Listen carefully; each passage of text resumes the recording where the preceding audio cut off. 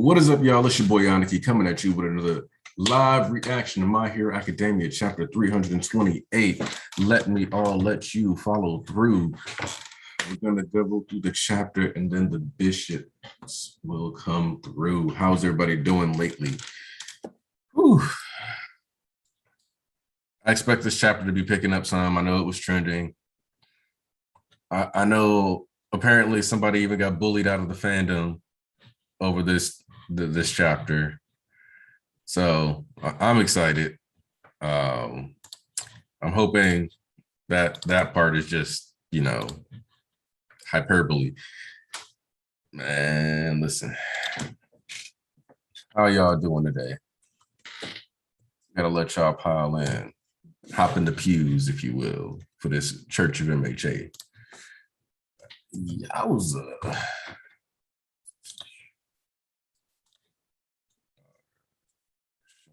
yeah. Let's see. No power outage this week. Okay. Hey, Brandon De La Cruz and Giordano Giovanna.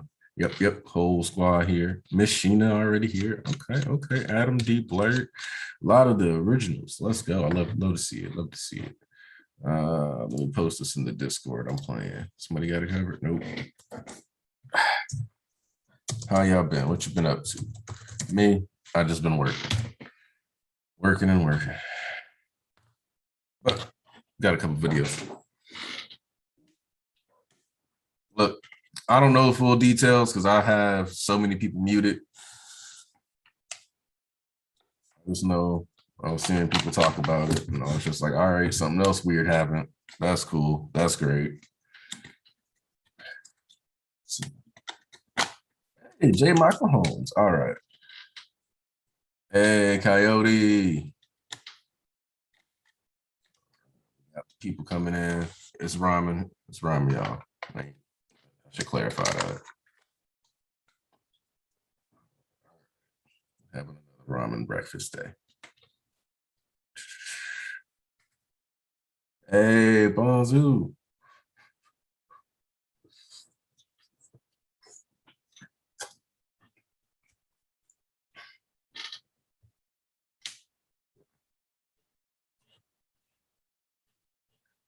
I have not peeped the extras yet. All right. We're going with the chapter. We got enough people here. I'm excited. I'm not waiting anymore. We starting. Oh, all right. About 1 month ago, we get a flashback. Counterquark maximum security special prison Tartarus. So getting back to the breakout. Buildings falling apart. Wow, women. Give me some women. All right. Never thought I'd see the day that I could start collecting females again. Woo! Stain came through. Stain says respect women. What's going on here? I haven't heard a word of news about anything beyond these walls since my arrest in Hosu City. But if Tartarus has fallen, the world beyond must be in dire straits. Information is essential. Damn. All right. Stain flashback. This is, I love it. Nothing left here.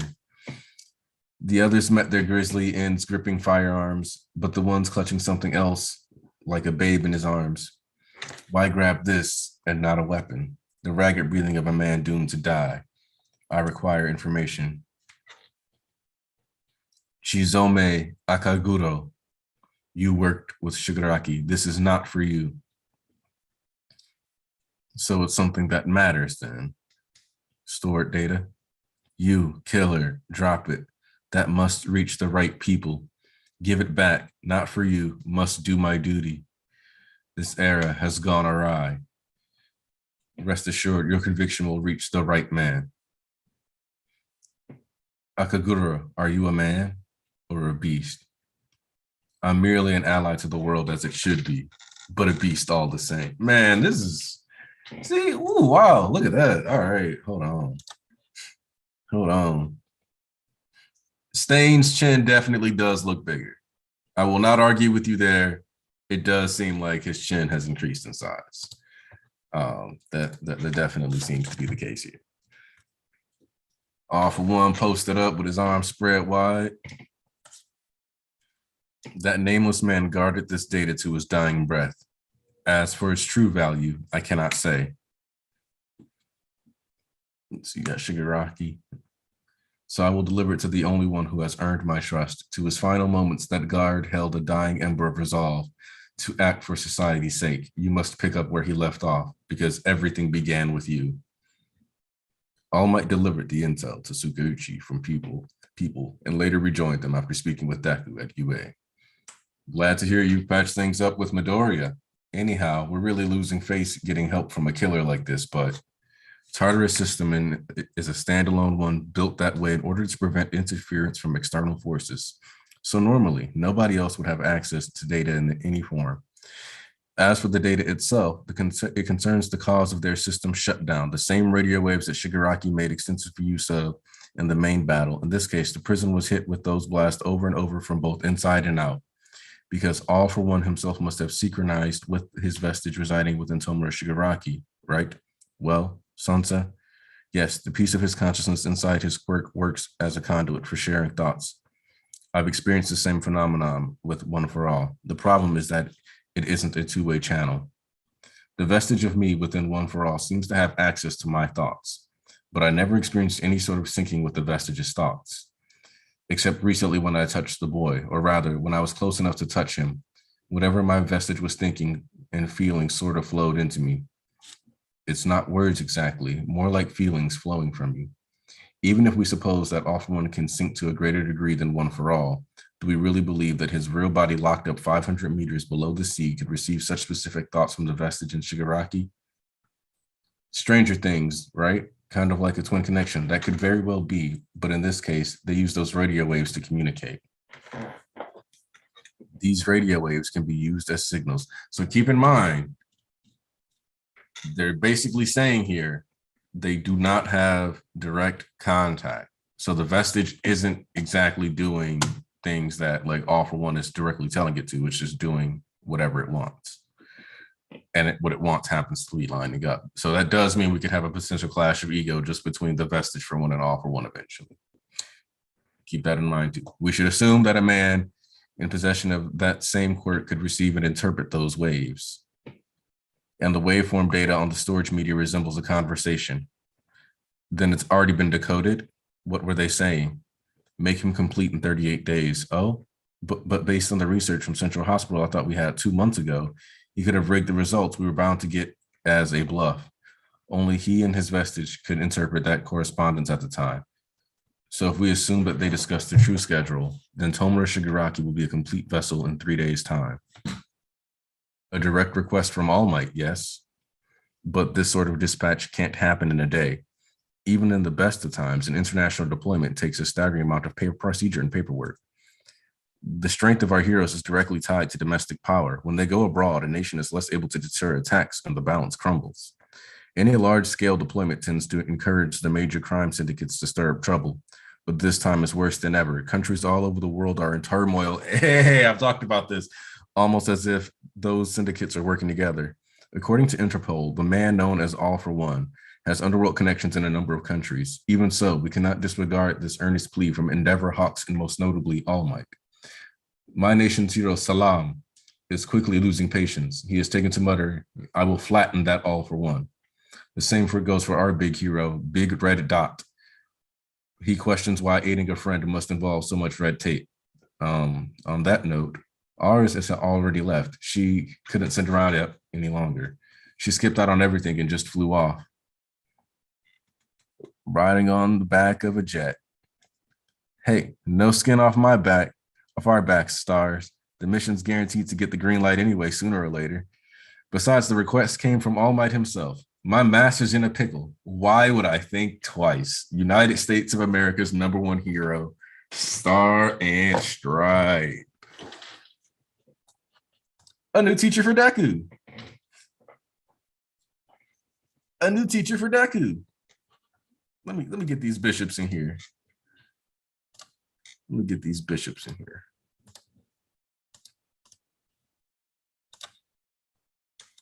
But I'm curious to know what her quirk is going to be, because she's She's flexing hard, just standing on this plane. I gotta know. What is she about to be on? Oh, yeah, no. I don't expect her to like win or anything, but I expect it to be a good fight. And I don't think this is the last battle at all.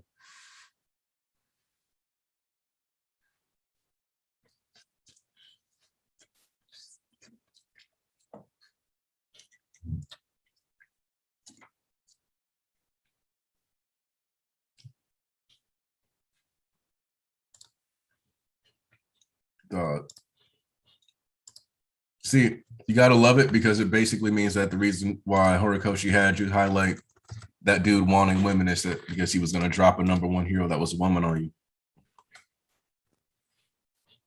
Solo me, this is not the place for that. This is the first hour of the stream. You cannot be, you can't be saying stuff like that this early in the stream.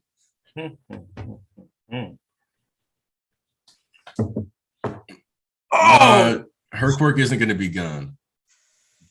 But well.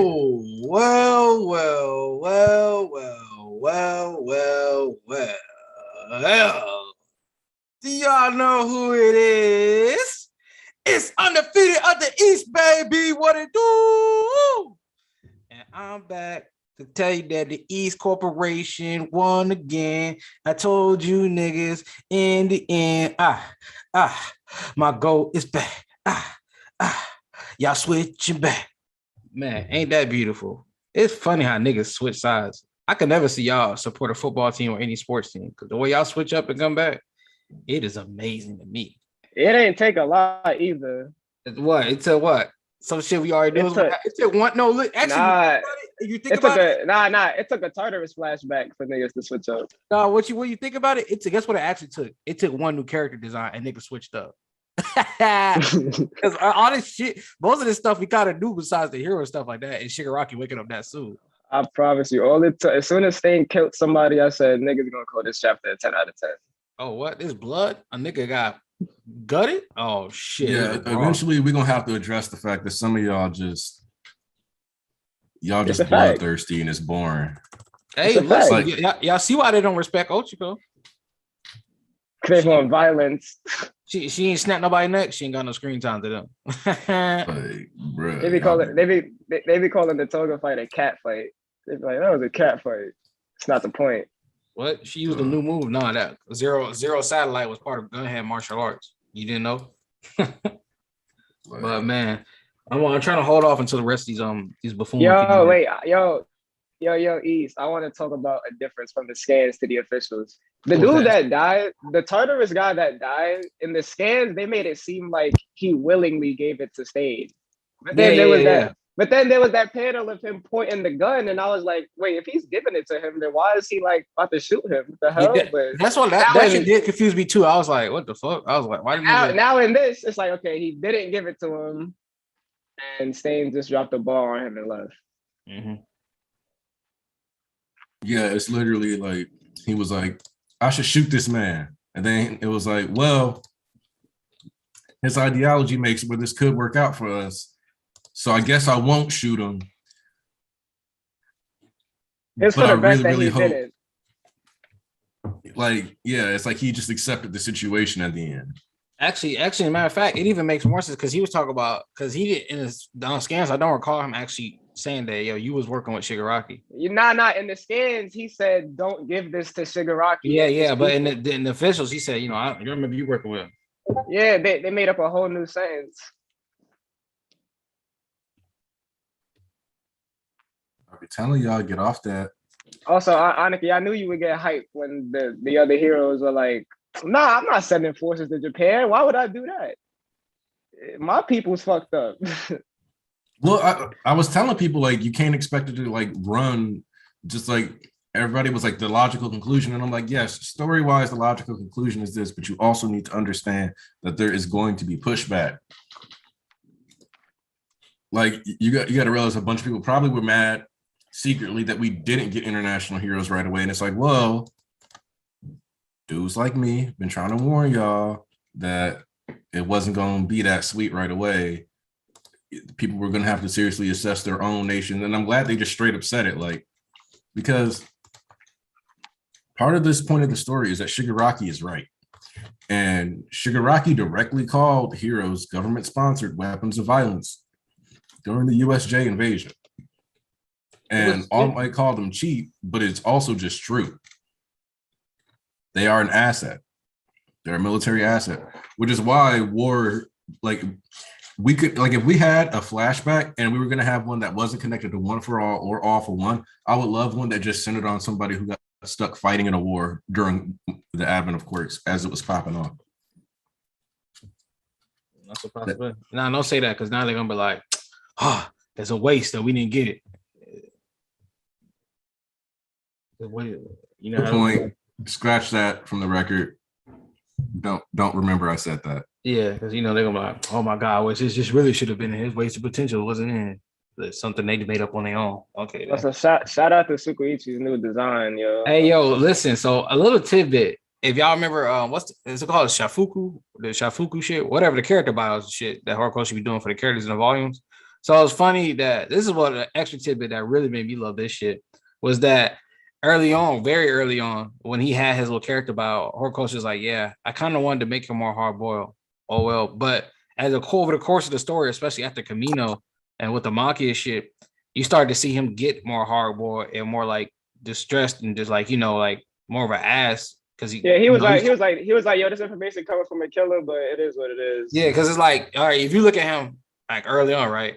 Like, what's the earliest thing? Like around like Kamino and shit, right? And like him at like in the incident with Shigaraki at the mall, he's like a normal cop boy, young detective on the game. But he been in the game for a little while. But then he talking to Endeavor, and Endeavor talked to that nigga kind of sideways and shit back in like Kamino. And then after that, they're doing the shit with Maki. Then they hunting down the league, him and Torino and shit. And then it's like they go more in depth. And you start seeing that they get more and more like, like baggy eyes, tired, not upbeat and bubbly and shit like that. Or upbeat, bright spirit. And then like, by the time they get to Shirokuma, yo, you know that is deep. Yeah, nigga. He's basically like the police officer version of Mount Lady. That character that you just see grow in the background. Yeah. Oh, you high key, you right as fuck, dog. He high key remind me of Leon Kennedy. Yo, hold on. Why was Lil Yachty in here for a second? This nigga just say Lil Yachty. Yeah, you see Lil Yachty? Oh my god! All right, you gonna see his fate. What the fuck? Also, real quick, too, nigga? The people in the chat, I want to address because people are asking about that 5 volumes thing. Horikoshi thought that Sports Festival was going to be 10 chapters long, and it ended up being 22. Horikoshi thought Overhaul was going to be like 20 some chapters long, and it ended up being like 40 something. So Horikoshi tells us he thought this was going to be like 5 volumes long. The margin of error is even higher for me because there's stuff that he's talked about wanting to talk about. Hasn't happened yet. That has not happened yet. And Jump is going to encourage him to act on those proclivities. Let me address this one because I got a bone to pick with this fandom. Y'all, East. Before you do that, I was just gonna say right quick. I hope people understand that when he said that, he was talking about in his original plan because he had originally planned for yes, the thank you. PG, hold on. I was about to say that. PG, that's my thing though. Y'all niggas be bugging, bro. I don't know what it is about this series and this series alone. Fucking Gay said JJK ended like 2023. Nobody. Oh, okay. Sooner than I thought. All right, you niggas. Yeah, Horikoshi said. Lily said. Yeah, originally, I thought it was gonna be like 5 volumes, but now I don't know. Not when I started the final act, I thought it was going to be 5 volumes. Now I'm not sure. He just said it in general, and y'all didn't even put the context to it. He said originally.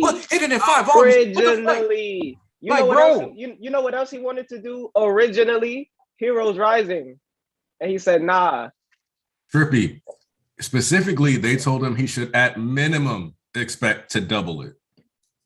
Yeah, they told him at minimum expect to double it. Yeah, Oda told that nigga, yo, aim for 50. I just wanted to talk about the chapter. You're talking about the bullshit on the internet, bro. Really? Bro, because y'all niggas came late. We was waiting on y'all. Yeah. We had to find shit to talk about. Nigga, it's been 7 minutes. Calm down. Nah, if we didn't address that now, we would have had to address it later. So And we was waiting on y'all, so it was only 3 of us in here. We was waiting to get the discussion started with the actual crew because y'all confirmed y'all was coming. So we might as well get some other shit out the way.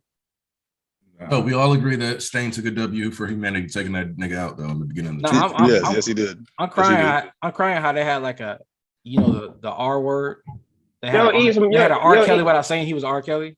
Yo, Ease, remember you was like, What? you never thought he would do something like this, and then in the officials they made it more obvious Yeah, what he really was. Like, Oh, like, bro, this shit's sticky as fuck.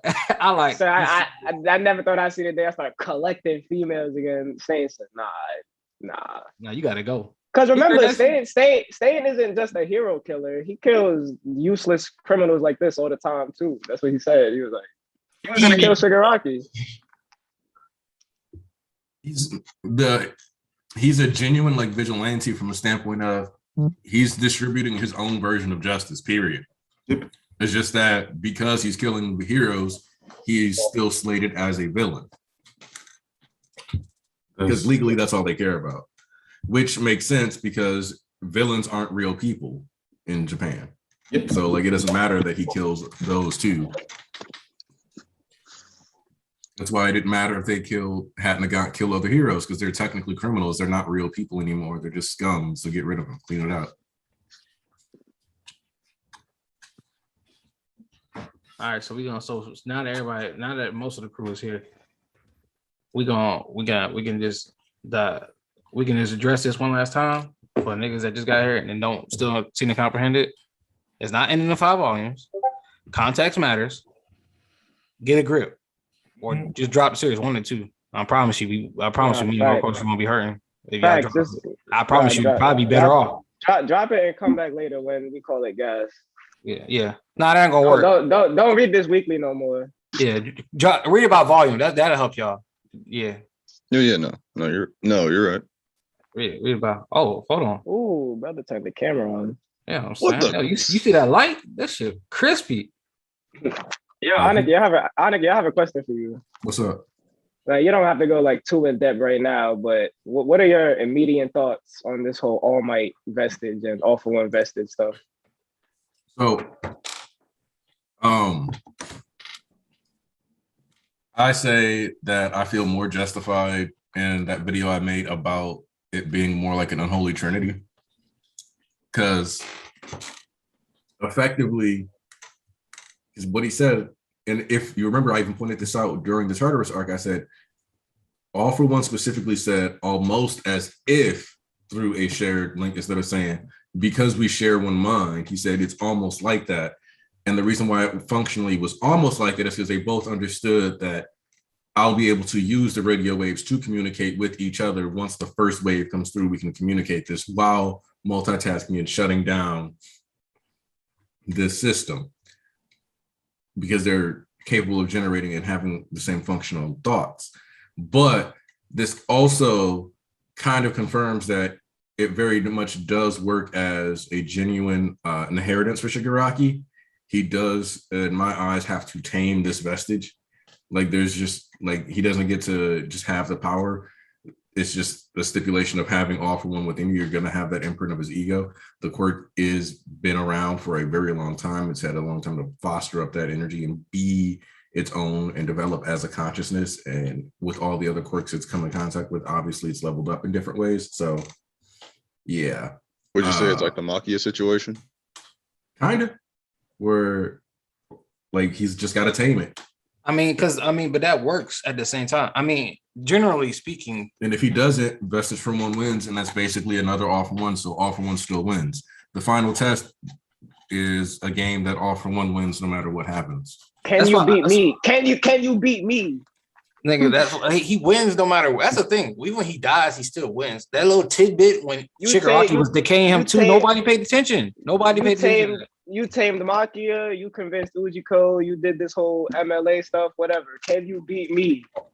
He's like, you got all the tools, though. He's like, you climbed your way up. Now let's see what let's give you the final test. There's no demon lord who's just sitting as a puppet on strings, bro. Well, how does that work? All for One is overstepping his boundaries. He getting his last little giggies and ha-has in. It definitely even pushed Shigaraki even further. Like, there's not, because for me it only makes sense with the way he factored in, because Shigaraki's personality was factored into Kamino. Just like I talked about how the surgery had to happen after Kamino, which means at some point Doc was just in Tartarus doing surgery on All for One. Mm-hmm. Yeah, please, no, elaborate fully on that, because I'm pretty sure a lot of people didn't watch your video. When I watched that shit, I texted you, but you don't text back. But hey, look, if you look at my so I tweeted about this today because somebody posted a Snapchat score that was like 2 million something.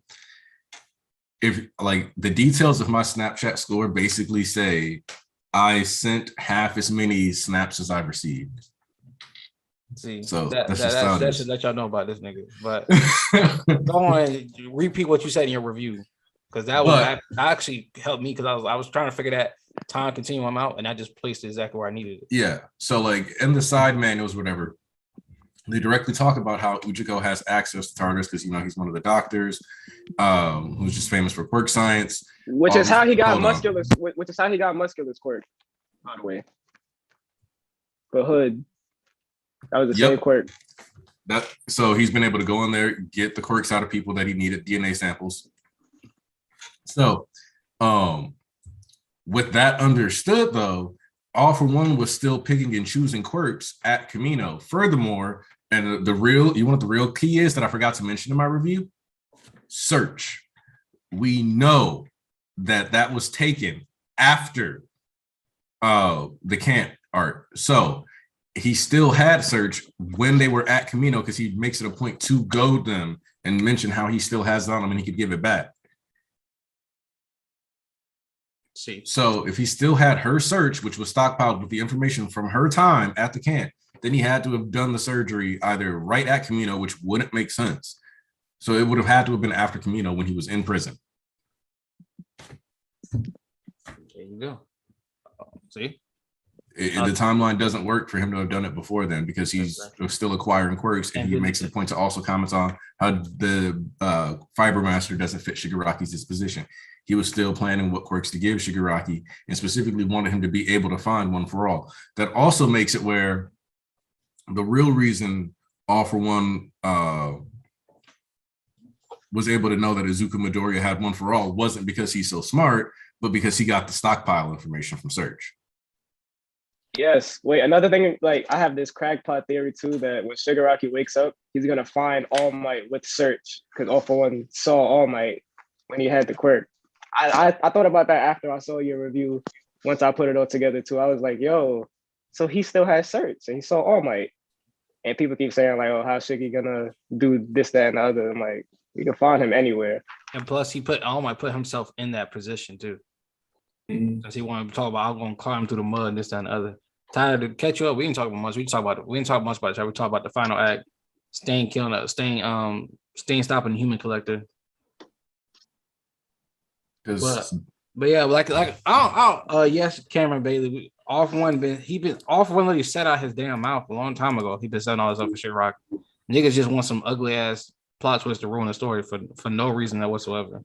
I don't know what. You mean All for One being the main villain or something? Yeah, I don't know why they want that. They stay clean, they don't want it, but they keep talking about it when there's no real evidence. We got more evidence that say Shigaraki beat that nigga than he take over. They've got PTSD. My biggest recent piece of evidence for why All for One is definitely not the final villain is that 306 color spread of Deku and Shigaraki holding All for One and All Might. I'm like, this is the future right here. They got the past in their hands. It's about the next generation. I don't know how the old generation is supposed to be the final villain. It's about the next generation. Has this also? I want to say this right quick. Has this been like a conversation recently? Because some of this in the Hive too. East. Somebody says, "What are the chances Stars and Stripes is racist?" I think it's just because how she's a personification of America. Yeah, but I mean, so is All Might. Guys, you know what she looks like? She looks like the guy in The Boys. She does not look anything like Stormfront, niggas. No, I said the guy. He's saying she looked like Homelander. Homelander with Homelander. Yes. That's what I thought you meant. Yeah, And I was she had like, the same flow. She had the same flow, literally. The So- flag, the USA flag as a cape, stuff and everything, bro. Look at her. the flag? Is it the flag? Oh, it is the cape. Oh, My thing is that okay. What I like about this is we're getting another like inclusion into the All Might story. It's another So night eye this situation. is another reason why, like, automatically you're not gonna tell me this story is gonna get to end in 5 volumes, because Horikoshi is gonna like be like, oh, but let me just slide this quick little chapter dedicated to something that happened back in the day, or 2 or 3, because it's All Might, dude, and All Might is a character that Horikoshi kind of made partially as a cue to jump, because they're like, you can't make like the mascot like an old dude. And he was like, no, I'm gonna make him an old dude and I'm gonna make him cool. I'm like a cool old dude. It's gonna be sick.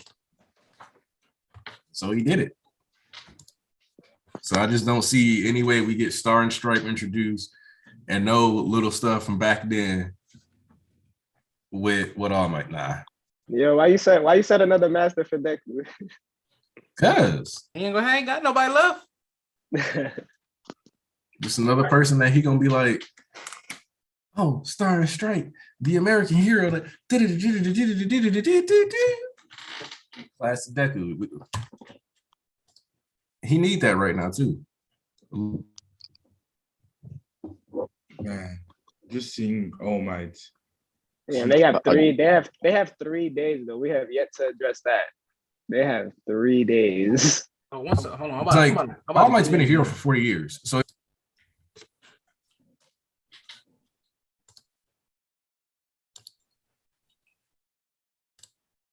Guys, you're with 63 people. There's just 30 likes. Please. Please. Support the channel, support the team, support Aniki. Press the like button. Listen, you not talking to them, so they not behaving properly. It's your fault, Pounds. It's You relevant. get on that. You get on there, spank them asses. You ain't been talking. He got his hair done. He looking sexy. He got his jersey on. He want to talk to nobody. He ain't been here in a minute. Y'all wouldn't even believe I told y'all what he was up to, but I ain't gonna put his business out there. Man. Let's just say let's just say he got his hair done for a reason. who was in Paris? Mm. Who was in Paris?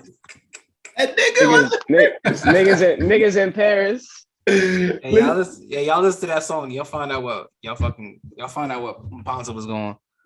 And they're going gorilla. So my other thing about this though that I like is that we've swapped out the shadowy figures of the Hero Safety Commission for the like International Heroes Commission now, which also gives more expansion for the story, because we also have the potential of a trade for a trade, and with them mentioning the potential of off one and other bases around the world, we have the chance of an international chase now. Let me address that too, because We international villains. We talked about this too, because I was talking about, I forgot what I was talking about. But I was like, y'all do realize like there are no border control type beats, right? Like they Japan put the embargo, like you can't go in and out. Who the fuck is that? Does that stop villains? No. Japan is literally like living in chaos right now. It's not a villain society just yet, but it's the worst. Probably, there's no doubt the worst country in the world right now. Yeah, because like in other countries, they all have like 30% like of criminal rate. Right now in Japan, it is like the law. It's a jungle. It is a jungle. It's a thing of the past. And Endeavor said the law and order is a thing of the past. It's been a month too since Tartarus broke. It's been a whole month. At the best, they got like what? No, it's been 35 days. So technically it's been a month and 4 days. They made no moves. At the best, they got like 1,000 prisoners back in jail. That's at the best, bro. That's at the best. I don't even give them that either. And here's the thing. They only have one prison.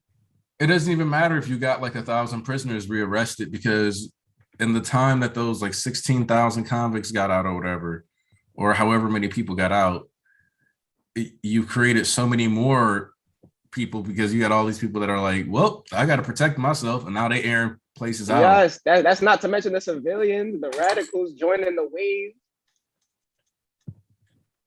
vigilante corps. It's more Ooh. than 10. It's more than 10,000 people What's out up, there. BG? Something. Oh, somebody said something on Twitter, and I didn't think about this. Well, Do you recall what we've the been told kids you said that. the last chapter So what? and what they said this chapter? What was that? They want to do like another culture festival or some shit. Well, Shigaraki's gonna be woken up in 3 fucking days. Oh yeah, I was just thinking about that too when I I read mentioned that in my review. But nah, Oh, this I is mean, this no. is He before means we got the confirmation. Shigaraki waking up right now. Remember the month thing was like. Remember last chapter they was talking about we still got a month. This time they like nah. We got 3 days until this. The nigga kids wake up. didn't even know that. All Might just said it's coming soon. Like He didn't like, even know alright. that. Because he didn't even know that. But because remember they said you made up with Deku, huh? And he's like, oh yeah. He's like, it's nice you made up with Deku. Then he went to Yeah. talk to them. So this is after the fact. So they just found out that nigga wake up in like 3 days. So that was another fun thing. I was like, nigga, they not even gonna have time to put on a fucking concert. All Might, you peep how All Might isn't surprised at all. It's like he knew because he know Yeah. All Might. He was BG, like, What? you don't believe in Big Red Dot? What do you mean I don't believe in Big Red Dot? He get in one shot? First of all, I don't know who the fuck's sending you my shit. It's a plug out here. Supposed BG? Also because they said because we said he might be British, and if he is, yeah, he's getting one shot. damn. Yeah, listen, I need the Egypt hero to pull up to him. So I'll flatten that off for one. Come prove it. Oh, he's Awesome. actually. Oh, they actually know where he's from already. He's from Singapore. He'll be fine then. Yes. Salem is from what? Fucking Egypt. Salam. That's Salam. Salam. That's hilarious to see an Egyptian guy to get. Hey man, you know what? Salam might be about that action. He probably could take on, that we can offer one. He We're probably gonna see that movie. We're gonna see that movie, man. Yeah. Look, okay, here's how I kind of look at it, right? I don't expect any heroes to be like massively ahead of Endeavor, except maybe Star and Strike. Yes, I agree. I will put Ectoplant and Big Red Dot up there to bang with Endeavor, especially Big Red Dot. But also, I want to point out, do you guys remember what I said about hero rankings and how there was a distinction made? Yeah, for country wise, not an entire because world. Endeavor has only been stated to be #1 in Japan, whereas All Might was always stated #1 in the world. Mm. So we might start getting double rankings on heroes now. I always kept that in mind ever since you brought it up because it was a great point. And so like when Salam pulls up, he could easily be. It could be like Salam #1 hero, and you said Big Red Dot's from Singapore, but Salam, we could assume Egypt. I feel like that's safe. No, it is confirmed. Some of them have actual confirmation, like literally from the website. So yeah, so Salam is from Egypt. So from that perspective, it's like he could be #1 hero in Egypt, #7 in the world, #2 in the world. We don't know. Nah, then you undermining like them prisons. A lot of them prisons were not normal prisons. They were like upper echelon name prisons. Like just cause I didn't go to Alcatraz, but if I went somewhere else, don't mean I'm not dangerous. You gotta remember, it was a lot of fucking heroes. Listen. Before it got bad. Wait, listen, I'm gonna say this too. Look, Rapper, I don't think Rapper went to Tartarus, and we know how dangerous he is. He was at another prison. Yeah, so like that's something about the chapter because it is hilarious that you start the chapter with females, and at the end what you see is a female. Or because she did that on purpose, you know what I mean? I love that. Oh yeah. Yo, the female guy, his prison tag just says D69. No way. Yeah, look on the first page. Oh, yep, it does. Arikashi is a good one. A man of culture. This man a criminal. all right, so time to talk. No, I don't want to roast y'all yet. I don't want to do it to y'all yet. I'll have a little bit more fun. I'll play nice a little bit longer. My thing is this. Oh, yeah. Let's talk about Stain for a second, because do you guys remember the author's note specifically about Stain? I mentioned Stain swimming back from Tartarus to the mainland when the chapter dropped. Man. Yo, I tweet one of my tweets. Dang, I just did that because I got the screenshot now. Him diving into the water. He's crazy, bro. Like, That man is not is built different, bro. He My thing swam is, from Tartarus, bro. Stain went from a character that Horikoshi said was going to leave, come and go quickly within the story, leave his mark, and then not be around a lot. But it seems now like Horikoshi's kind of changed that direction with Stain. So how much do you think we're going to be seeing out of him throughout the story? Do you think we're going to be getting him coming in towards the end as like another clutch factor? I think I got like 3 link ups for him that need to happen if he don't die. He needs to see Deku again. He needs to see Ida again, and I think he needs to see like the real Shigaraki again. Mm-hmm. Well, actually, you know what? That kind of is hard because then you got to do it on the counter side. The niggas that never actually met him, but that embody his will, being Spinner. Toga kind of branched out from that, but Spinner and Dobby, that's a confrontation. Yeah. Fake. You know, people love saying, "Oh, Spinner gonna betray the league if Stain come back." No, he not. Boy, I'll never forget that stupid ass statement. He gonna betray the league. No, he not. I don't know why people keep saying this. Bro, ain't nobody, none of the league is betraying them. All right, they already doubled down. Everybody had to resolve. It's a family, and like Tom Toretto said, family is the more important thing ever, bro. You don't turn your back on family. I'm sorry. What it appears to me is that people don't really like know the concept of what found family is or like what a family is. If you're not blood related, that's what I'm starting to get this concept because y'all keep just talking about, oh, they're gonna change their minds and switch up. Bro, if I'm a fucking genocidal, I'm a fucking massive terrorist and they want my head, do you think I'm gonna be like, all right, I'm gonna switch sides from the people I fuck with and just go over there and turn myself in? For what? What y'all gonna give me? Except fucking death penalty or fucking the rest of my life in prison. What would make me change my fucking mind? Please tell me that. Trippy Manga said, "Stay need to meet Native again." Oh yeah. Nah, you fucked up. He's gonna put a flower on his grave, bro. Yo, AC, you gonna put some respect on my boy Spinner, bro. He got hands. I don't know why niggas be. I guess because he ain't had like a full fledged 1v1, but he was killing niggas in fucking Diker, bro. He was holding his own. You gotta imagine. It's hard enough fighting one person as is. Fighting niggas was like fighting like 100 people on his own when Shigaraki left. Niggas was fighting Hanabata. These niggas was souped up. He was fighting niggas left and right. Like, see. But this chapter was so clean. Art was too. Chilling for real. Horikoshi just keep showing himself. Look at him, y'all. See, the old Ponzo a year ago wouldn't even be on doing this. Now he got dripped out. He on a phone. His phone been blowing up since we've been on the damn stream. Look at him. He even looking up right now. Look at it. I'm literally talking about this man. He got nothing to say. So sorry, I just see. Look. You know exactly what he texted, bro. I got a text. That's why I didn't listen. What did you say? Yeah. We know you got a text. Don't worry about it, man. We got you, man. We know you got a text. I was talking about you. What did you say about me, man? Tell me. Man. Don't let me in the dark. Yeah, we talk about how you changed up. Oh, bro. You got the sauce now. You got the drip. Look at him. He don't just got twisted his head, y'all. He got the bees and oh my god. Yo, he got the jewelry. Oh my god, he got the new phone, jewelry. All right. Let me continue the stream. Boss gone, so I guess I have to handle this. All right. As the acting leader since the boss is gone. BG. Yes. What are your thoughts on eggs on waffles? Eggs on waffles? Yeah. I haven't had it, so I can't have an opinion of it. Okay. So therefore, y'all haven't seen it in the stories. Y'all can't judge it. I know some fucking. Not to make us so fuck up bullshit. No, I was just playing. Thank you, man. Damn. It's true, but I was just making up some shit. I just see, when I last chapter, I didn't read when I read the chapter, I didn't think about like they would have like a culture festival #2.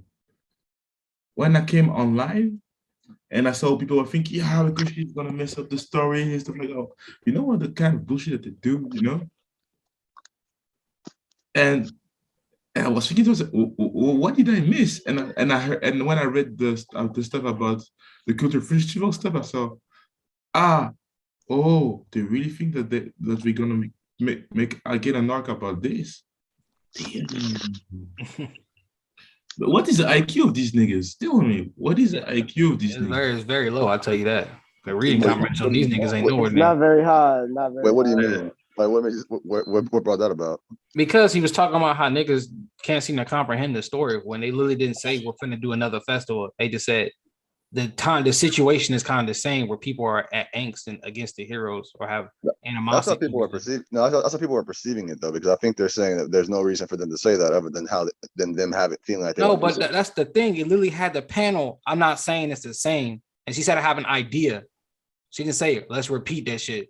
She said I get it. I get it. For me, I don't think there's a problem. I don't think there's a problem with them saying it because this is all the speculation anyway. That's all it really is. It's not like they're like saying. The way that you know what I mean? People love to believe stuff that are not. Nah, but that's the thing too. Even more so, if it's just speculation, then why the fuck are you going this hard and bashing? Oh, he fumbled, or this, that, and other. Like, yeah, this is just like speculation. He ruined everything in one chapter. Oh no, that's just the nature of not just this fandom, anime fans. They're extreme. Bro. I've been to some other GCs, some other fandoms, even like regular ones. I've never seen anybody switch up. Niggas maybe niggas maybe like their own fandom don't be switching up like this, dog. Like niggas just maybe like that just like kind of semi in the fandom or just like kind of watch the series. Then maybe like I was alright or whatever and just keep it pushing. But the fandom, they hypercritical. He did this, that, and the other. It was this humble, this. I'm like, all right, nigga. I don't even see Gay and One Piece stands. Don't be doing this. Nobody else. Yeah, no, I'm not talking about any of those. Well, One Piece. Oh, hold on. Wait, One Piece? No, nigga. Yes, One Piece. One Piece. No. One Piece. Hold on. Look, MHA fans have internalized like the nitpicking of other fandoms of MHA to the extent that they just try to get ahead of everything by pretending to be like super analytical. But really it just ends up being like, no, this is dumb. Like it just is what it is. And real quick, let me address Mellow super chat. Nobody's going to address Vestige for One giving an order to all for one. Why 38 days? How are they going to complete Shigaraki in a lab? Let me address this then. And I got another thing. I guess we can hop back to the chapter now. So, real quick. So, we kind of did address like giving order. Vestige for One giving an order to all for one, and that may have been actually all for one. So, all for one. I mean, there's nothing wrong with that order. I don't know what you mean. Address it. We did talk about how they aren't connected. And they didn't, and then the Vestiges would probably know how long it would take for Shigaraki to be up because they were talking about I got completed early and shit like that. And why 38 days? And why 38 days goes with how they gonna complete Shigaraki in the lab? You forgot 38 days. You forgot Ujiko said in just over a month. Yeah, you kind of forgot that. This is what people. I still don't. Y'all need to reread the war because y'all still not. Y'all be forgetting stuff. Reread the war, please, everybody. I told you that's your homework. Ujiko said that the process was just to make the burden easier on Shigaraki's body. He didn't say without the tank we can never complete Shigaraki. No, he just said that this makes the process a lot easier and faster. And remember how Hood got stabilized. He was just outside the tank, just chilling for like 10 hours. I think. Same with the near high ends, and then in the lab and out, and then the high ends in the lab, and then the near high ends outside. They don't need the lab exactly to have Shigaraki complete. It just needs to take root, and he needs to rest. That would be my question then. Though. What do you think? Why do you think it's taking so long for him then? For who? Shigaraki? Shigaraki in comparison to the others. He's perfect. He's a perfect. He has to keep his mental, and then all of that on top of it. Shigaraki isn't actually like dead like the other ones are. Yeah, and the other ones. Hold on, because we talked about them Unit 731 experiments, so you got to like look back to what they were talking about before. Yeah. The Nomu organs aren't even in the right place, so like it's just like a bunch of like crammed. Okay, it doesn't matter where it actually lands as long as it's getting the job done. Certain organs can be like tossed aside if he feels like it, just to make sure there's like space for other modifications, stuff like that. Like Roboto, the Nomu that was making like little singularities. He had that helmet because his brain was barely attached to his head properly. So Shigaraki is a living, breathing, functioning human who got all the enhancements of a Nomu. So he takes a lot more precise care. He's not trying to accidentally dead the brain. So he's just living off of radio wave signals and controls.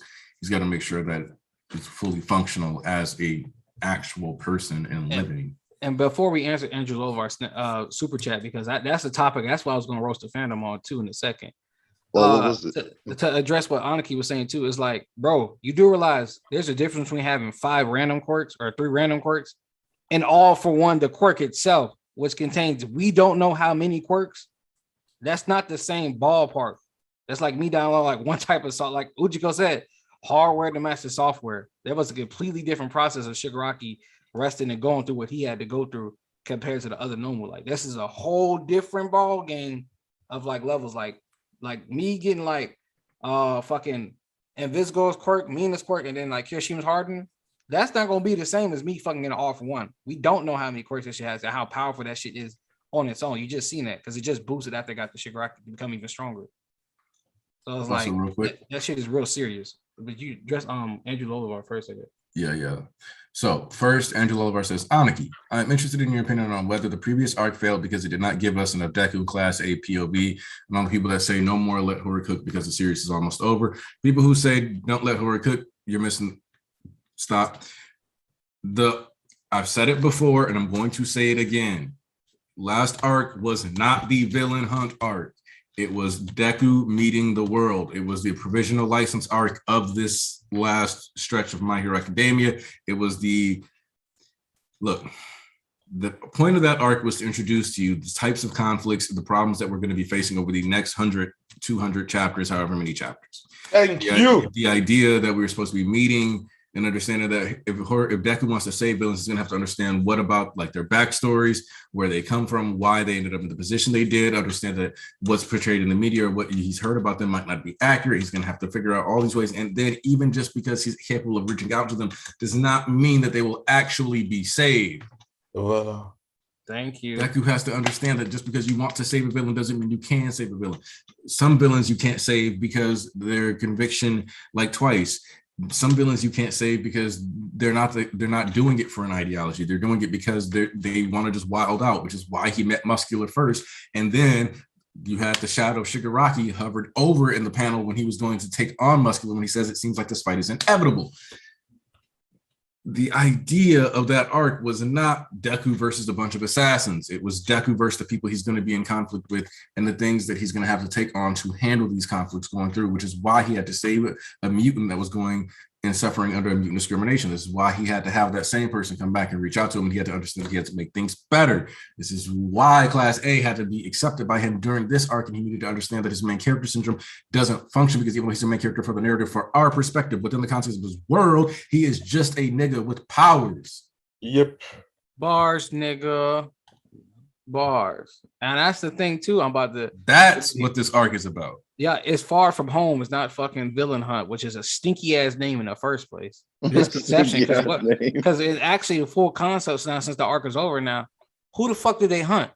They didn't get nobody. They was getting hunted. The whole arc from start to finish, it's like a whole love letter to the series, bro. All the callbacks, like from the start of it, from 306, when you said a giant villain, it started with chapter 1 callbacks throughout the whole arc. Yeah. Like it's just reminding you of what got us to this point, and everybody in Class A brought up a moment from the past. It is the hunt to Deku. It is the hunt to Deku, bro. And you know what? I got something for y'all niggas too. Hold up, real quick though. I do gotta address Mel's super chat. I have not heard the new dub voice for Shigaraki yet. Ooh. But yeah. I will make it a point to listen to it because I actually like to listen to the dub plus watch I like both languages from My Hero Academia. So I'm gonna watch the dub anyway eventually for the second core. You know what they did basically. So you know how in the manga how his speech bubbles were scratchy in MVA, and then after he awakened, how his clear speech bubbles. So in the dub, they kind of captured that element because his voice doesn't sound as raspy as it used to. It's more calm or like. I could just make it easier of an explanation. They just made Eric Vale talk normal. All right. So back to Aniki. And then we're talking about from Far From Home. Because I think we got super chats here. Yeah, hold on. Things are far from home. Oh my And then God. hold up, Brandon De La Cruz. Real question. Do you think Stern Stripe get embodied or what? I think she's actually gonna get to be a teacher to Deku for a while. I don't think she's just gonna die right away.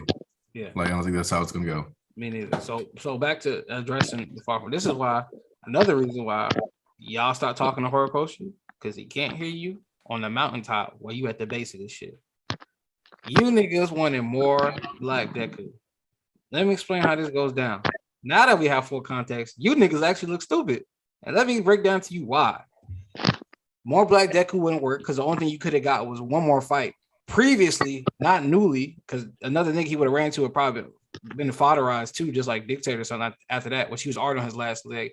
You could have got what one, all you could have got was the fight expand on with the Kaiju nigga, and we don't know how that fight went. It could have been literally just a wash fight like he did with the other Yakuza nigga, because the only real deal person that was hyped up was Nagant.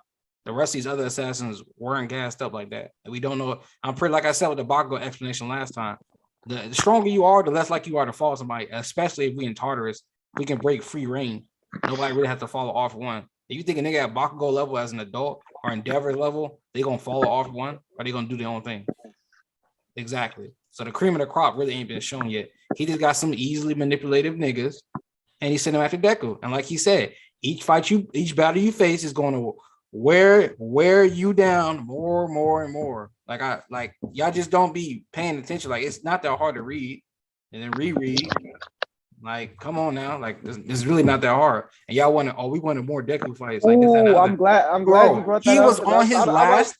I'm glad you brought this up, bro, because I just want to say during that whole 316 speech when he was talking to Deku and he like made him go down this path. If 1A didn't come and he stayed out there for 3 more days and Shigaraki woke up, oh my God. Bro, the that's series what I'm would have trying been to say. The manga would have ended. Like, bro, died. he not gonna win. He not gonna win the rematch next time around. He had to come back at the time that he did. Now he's not gonna fucking he's not even gonna beat this nigga with rest. So imagine him going beyond his last leg, because he was on his last leg at Dictator. Okay, time out. This is the other reason why I think it's funny as hell. I think that it is so funny. It's so funny that y'all actually think the series even makes sense to him. What? Look, the second user's quirk is probably going to be a really good quirk for his time period. That said, I don't see us getting into a position where within the next 3 days, Deku is going to have fully mastered Fajin, which he already cannot use at full faculties, and the second user's quirk, so that he has full fighting faculty to deal with the completed Shigaraki. Does that make sense to you? No. Bro, he's at 45%. 50 if we want to give it a leeway and be very nice. We got to give him some leeway. He's at like 50-55 by now, just because of all the trapping he's been doing. I'm saying 45 to be safe, because the last time he said something about it, it was 45, which was during the 1A fight. Oh yeah, he did say that, didn't he? He said, yeah, but when he did the Fajin, he said 1 for 45 plus Black Whip stretchiness. And then Fajin. So yeah, he might still just be sitting at, well, because he hasn't done any real training. He hasn't even healed properly yet. Maybe when he heals, he'll be able to go to 50, because his arms still aren't good yet. Well, that's another thing. Like, is the idea here that we're going to end the series and Deku's not even close to 100%? It's not ending no time soon. That's the thing, though. No. I'm not saying that you're saying. I'm saying I've seen a lot of sentiments that the series. People forget that he's at like. Everybody says that. Deku's been portrayed as so like strong that people really fell in. They drank the Kool-Aid too much, and they think that he could just beat anybody he fights. He's very strong. Trust me, I know, but he's still at 45% at the end of the day. Bro, don't get it twisted, bro. If he went up against Redestro and Redestro was properly like not caught off guard with some battle legs, it's not finna go like, oh, he definitely beat. If he was in Claustro, like a Claustro versus Deku match is actually going to be a challenge. He not watching that nigga. He not even beating that nigga. I would even say that Deku wouldn't beat Redestro without breaking limbs. He would have to use 100%, like the real one, the full 100%. It'll Yeah, eat and some then and damage, guess what? but And guess like what happened? But that it- guess what? That's just and like he can't use that anytime he want though. That's like also like that probably makes him tired too after using it. Because both times we've seen it, he got tired after. exactly. Tyler, I think you meant the Like villain's victory. Shigaraki's coming back. You see that panel of All for One standing and Shigaraki just standing there. Look, don't when he come back, just know. Just know. Nah, they gonna He not, learn. They he gonna not learn. gonna be in the he not gonna be in the background just watching on like that. That's not him. He wants this himself. This is his dream. He finna do. That's another thing how the series is not ending soon. We still have a whole side of the story that we don't know anything about. We don't know what the villains are doing at all. It's like Oh, people forgot the villains are main characters too. Like we just got MVA in the animes to remind you. And you think we was gonna ignore that side of the story? Actually, thank you for reminding me that, Tarnish. What I just figured out earlier today, people kind of forgot. With full context now that it's been a whole, basically like a month, a little bit over a month now, you realize that Dobby and Skeptic have had a full month to make some moves. And Skeptic has that satellite within the sky. And you know Dobby's known for making moves in the background. And then Star Servant. And then you know they linked up with the PLF viruses by now. And Edsot is looking for the PLF members and he can't find them. He can't find them. So you know Skeptic still has his satellite works. So like in his hacking technology and all this and other. And Carmine had made moves before they even went. He's like, as soon as that shit started, he's like, yo, Carmine to the assembly hall. And they were in there for a good minute before Dobby came and snatched them up. And that's the intelligence regiment. That's the intelligence unit. So I promise you, they've been making some moves. They got some stuff playing. There's a reason we ain't seen those niggas. They've been in the dark. So, East, bro. Dobby said, so I didn't go far enough, huh? And he's had a month since that. Think about that. Bro, there's also Toga. Is she just gonna hop back in the group, and that's the end of that? Is that they're not gonna address her or anything? She's lurking in the shadows too. They have to make countermeasures just for her alone. No, I know. What I'm saying, and they still don't know that she could use other people's quirks. I realized that. I forgot to say that. They don't know that. What I mean is, hold on, real quick, because somebody mentioned the braces for his legs. When I read the chapter, I assumed he had mid gauntlets for his body, not just his arms. But I guess that didn't come up a lot, but he broke all 4 of his limbs after war. Like, there's a reason he ended up using Black Whip from his tongue, and it ain't because it was just like a joke to him. The man was spaghetti noodles. So, see, I don't know. It's a lot. I mean, yeah, I even think about that. I didn't think he had on his legs either.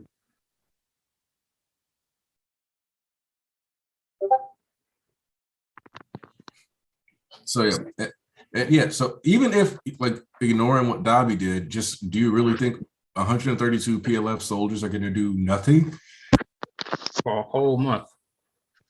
Especially because the soldiers that escaped, the ones that we saw leave, the ones that were leaving in the wake of Makia, that got to kill Midnight, those are Violet Regiment. Those are Dobby and Giten's regiment. They're upper class fighters, in case y'all didn't know. The guerrilla warfare faction. That means they go in there and they fuck niggas up.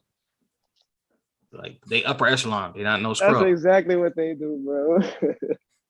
I feel like Dobby handpicked everybody in his crew, like, based off showing quirks, and that's a little Endeavor parallel.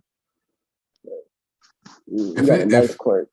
If Giten had been out here while it was raining, yikes. I swear to God, it would have been. Actually, you know what? It would have been a blizzard. Actually, you know what? It's not over because, I'm pretty sure there's not bright blue skies right now. I'm pretty sure there's still a lot of you see how Tartarus was kind of flooded and shit like that, right? So I'm pretty sure there's a lot of parts of Japan that's kind of flooded because it had been raining for what? It's been raining for the better part of a month down there. Or at least half a month straight. It's been fucking raining every day. That tends to kind of build up and accumulate. Yeah, I got a question for y'all. About Tartarus. What is Y'all, that? y'all think we're gonna get another Tartarus flashback, or is this the last one? I think we might have one to. more. I think Yeah, we we might gotta- have one more you in the think- tank. Because we've been getting a lot of them. Like we only get Tartarus flashbacks when it's crucial, because that happened in one chapter, and then boom, and then he telling us what happened there when we need to know it. But it's like So I don't think we're only getting Tartarus flashbacks. We're going to be getting flashbacks to multiple prisons, I think, throughout the rest of the story. Because I don't think. Oh, you got it, my fault. What effectively is happening is that like that one night is being used as like a catalyst for a bunch of different interactions, and so it's kind of like everybody here watched Young Justice, right? Yeah. Of course. You remember the missing 16 hours? Yes. Oh, It's that. yeah, and everything had to come back into play at piece by piece at the right time. So we thought Tartarus was going to be its own arc, and it was going to be the thing that set up the whole final act. But well, technically it was, but in a different way. It wasn't an arc, but it was a thing that set up the final act in a different way. because like All for One ran through 6 different prisons, and each of them were at least like a good 10, 15, 20 minutes apart, 30 minutes apart. Yeah, sure. Like Nagant was like, you told me, you gave me orders specifically, but the thing that's important there is that Nagant was at Tartarus, not the like other 6 prisons that they hit up. So in turn, we don't know who he's talked to besides the Tartarus prisoner. So that night is really just just a plethora, like the gates of hell opened, and we get to go back to that apocalypse beginning anytime to understand more aspects of what's going on. Like I said, he didn't do anything with 306 or post 306, but open up the floodgates of the world. His possibilities are fucking on arrival, bro. That's why I'm like, I don't see how you niggas think. This is a milestone, bro. Like, we're getting heroes from other countries now. Like I keep looking at him, I was like, bro, he only gave himself more shit to do. How the fuck do you see it in 100 chapters? I'm so confused. Unless you go by the thing of part 2, that's the only I can see. Now you said 100. No, you're being generous. People have been saying 40. No, I'm not even going. No, 100 is the reasonable. Yeah. 100 is the reasonable with delusion. 40 is you smoking crack out of a fucking pipe. That's why I didn't even acknowledge 40. I've seen some 40s, some 50s, some 20s, bro. I've seen everything. Yeah. I've seen everything, bro. I didn't acknowledge that. Everybody, I swear to God, everybody is saying 50 chapters right now. Everybody. Yeah, they smoking crack. And I just can't see it. I just can't see it. No, 100 chapters I still can't see, bro. Because shit, All for One still got to make some moves. I'm like, even when I try to look at it from their perspective and think about it, like, damn, what if the series is ending soon? It's like I don't even have to worry because I really just cannot see it. Like, hey, guess what? He just gave us a new character. A new character. Let's give us a few of them. Yo, okay. He ain't even done yet. The fuck? What I'm trying to figure out, how do I put this? We are at a phase in the story where every single aspect of the last arc, every aspect of this arc has been designed around setting up the story. Yo, East, what is my favorite thing to say about 306? Nothing has happened. Yeah, I was just trying to remember it. Nothing, bro. Oh, people make, and you know what's so funny about Deck Far? This is I love what Ian said, and a couple of people said to me. You know, that Horikoshi literally subverted the whole hype train where the MC goes dark and solo and edgy, because that's what y'all thought it was going to be, but that's what y'all thought it was going to be, right? Y'all thought it was going to be Deku solo, edgy, on all this, that, and the other, and he raw, he gangster, shit like that. But Horikoshi just showed y'all haven't. What Horikoshi exposed for me to y'all is y'all don't get what the story has been trying to tell you. Guess what happened when one nigga placed the burden on all his shoulders for over 40 years? Look where the fuck we at now. Y'all wouldn't pay attention to shit in the story it was trying to tell you this entire time. But other than this shit look cool. So Deku started looking cool. Deku became a comic book superhero. Exactly, bro. Guess what Deku accomplished in that time frame? He put a few bad guys away. He didn't find any PLF advisors. He didn't find any information on Shigaraki. He only got traumatized and played by All For One. He only fucking worked himself into the ground. He didn't accomplish jack shit he set out to do, really, when it came to fucking that entire arc. So it was basically a subversion of what doing alone gets you. Like, he didn't accomplish anything. Now he back with his people and they can actually get some shit together and work on something. Because him alone, it didn't do shit. Remember he talked about that big shit to his mama? Don't worry, I'll stop everybody. I'll come back to you, this, that, other. It's so gangster. Come back, oh, my mama's let Deku stay here. It's his academia. And just all that shit. Friends had to save his ass. Because he would have got fucking murked 3 days later. Remember, it's all basically the same day. 3 days later, body.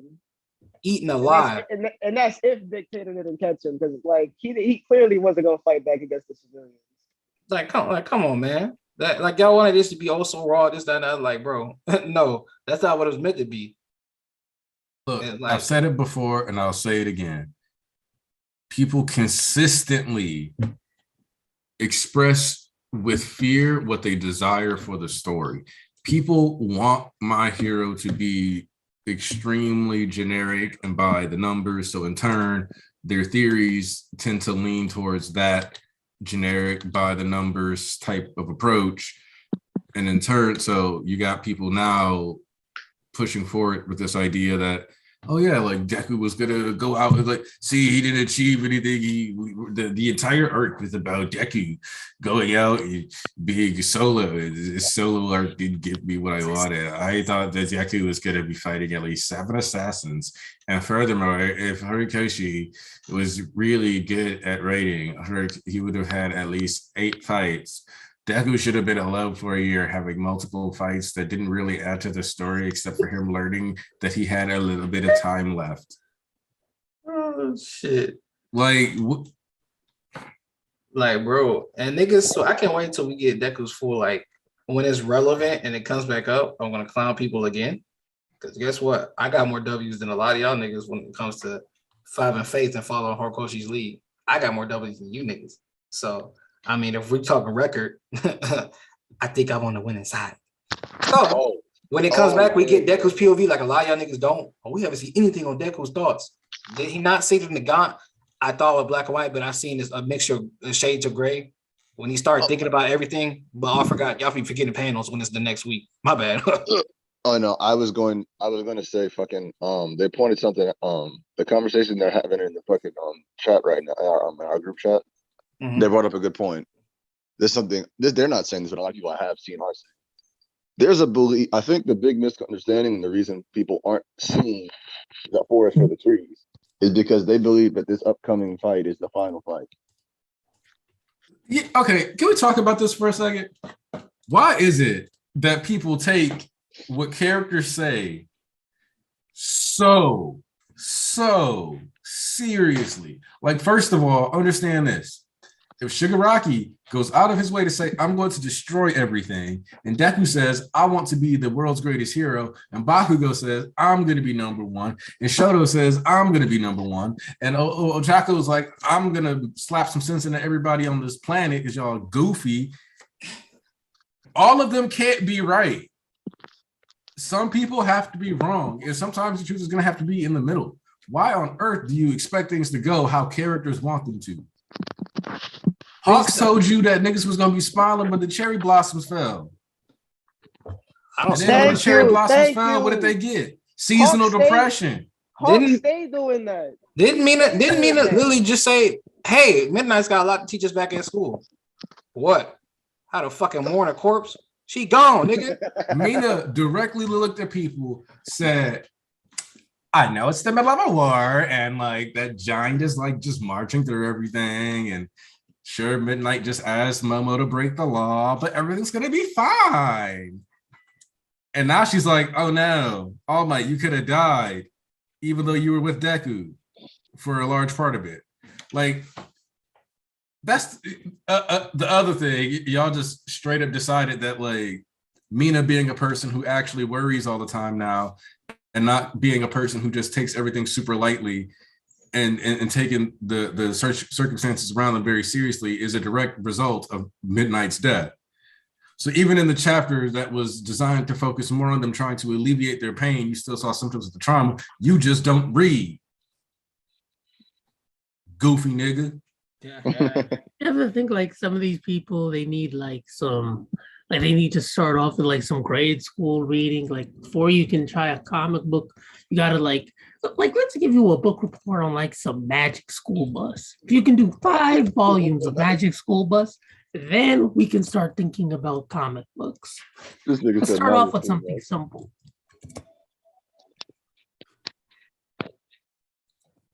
Graduation party at the end of the series? Nah. Ooh, what? Nigga You said can't graduate from the streets. Hey man, listen. Y'all, I don't know what it is with people like just because a character say something, don't mean it really got to come into it. You know what I'm saying? But then y'all probably try to flip that on our head, be like, well, y'all said this character said this and this character said that. Okay. Now, how many times did Deku felt? Didn't he say he gonna say Shigaraki here? I'm gonna stop you here right now. Everything I got. Didn't right after that they be looking for Shigaraki for over a month and didn't find shit. Didn't he say he gonna stop everybody and come back home to his mama? But little did he know he came back crying with his friends. Damn, seems to me like everybody been feeling at the words they've been saying. That is crazy. JJ, you want to know when Jiro's planning the pizza party? 3 days. You want to know why? Because the adults are going to try to do what's right and protect the kids. Mm-hmm. We can't place the burden on these kids any longer. We can't keep doing this. We That's can't why keep they putting have- the burden on the that's why they children. gotta die. We can't keep making them blah, blah, blah. Like, oh, by the way, just one more thing as far as provisional license exam and this previous arc being tied together. Remember how Shindo fucking was the one rear guard backed against Gang Orca and got one shot just to have it happen with Muscular 2? Yeah. Anyway.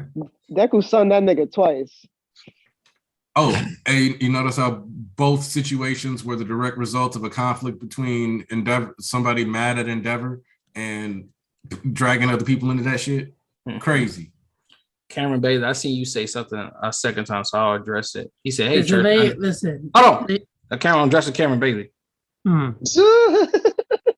Hey, Church, I know this isn't possible, but imagine they know Moon Knight. I would love to see the look on Muriel's face. That's some sick and twisted shit. I like it. Okay, Squid, there you Are go. you a sick and twisted individual? Listen, bro. Why does You gotta- Muriel need to go through Sick that? and twisted individual. Also, You Tarnish. mean Dr. Garaki? Tarnish. Yes. What was with that Muriel slander?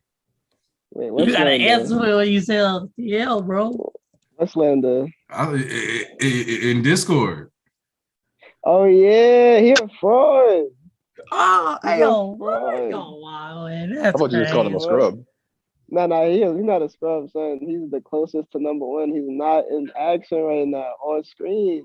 I want to see my man put in work. Horikoshi hiding from us. He Hey, acting. listen, he finna come. Listen, when they get all the squad. Oh, you got Squid. You got my phone. Listen, okay, he out with the ACL. He ain't gonna be here till next season. Chill out. He already had his shit. Yes, wait, remember when shit first started breaking out and you was like that they never put him on the bench. He was like he working, he tired. Yo, listen. Y'all Honestly, he's probably really like putting in work right now, but like I just want to. He wasn't even at UA for the big speech. Bro, Because you know they in the streets. They was already adults anyway. They was already big boys. anyway. Muriel pulled in football what we call a Calvin Johnson. He just retired in his prime. Niggas just said a Calvin Johnson. But Marlon, listen, look. He left Aniki's- with UA's dark side. Chill out. If we going with Aniki's way, that like they gonna be like the heroes are gonna be like, we can't drag the kids into this no more. And that means the people who they gonna call on gonna be like Muriel, Sun Eater, Fat Gun, that Dre niggas like that. They come up- You're very lucky you didn't let me. I didn't get to say what I was gonna say. I was gonna say Ghostbusters. This nigga, I'm glad I talk fast because this nigga. So yeah, but like you said, East, the big three finally getting to really step up. So like, if Sun Eater didn't get packed up, because I'm gonna just point out that he was right next to Majestic. We are not acknowledging that. We're not dead. encouraging that possibility. So like, I'm just saying, he was standing next to Majestic, and Majestic got mole clawed. We You're ain't right seen next gang to a orgy. nigga getting mole clawed. It's likely that you're gonna get mole clawed, especially if the mole claw is like the size of a vehicle. I did not hear it. I did not see it. Listen, that was just his doppelganger, okay? That's just his cousin. Fat Gun was cool. He was that one of the other folks. I really want Horikoshi to do the unthinkable and just like pull like an Ishida real quick. Just be And like, all right. Alves? Well, Hold on. I just want you to know, Alves, that if that happened, it would specifically be Aizawa as he was pulling the scarf up and looking at somebody with that one eye. I don't know who it is, but that's how that would go down. it would be his whole class. You know what I'm saying? His babies. Nah, but for real though, I'm gonna need that happen, and then Horikoshi pulling the Ishida, and like the next panel is just like, all right, game over, and then the Shigaraki just standing at the king. I need that Ishida type of energy. Yeah, Aniki. What's up? Yeah, bro. So if Shigaraki come back in 3 days, and our boy Aizawa still in the hospital. Good. Keep my man safe from Shiggy. It's gonna be a massacre if he not there to lock him down. Bro, it's gonna be a massacre either way. He not gonna fall for the same trick twice. He cracking that place open like a sardine jar. It Bro, is what it is. He Rip not civilians. He not gonna fall for that same trick twice. He was like, okay, y'all want to play like that, huh?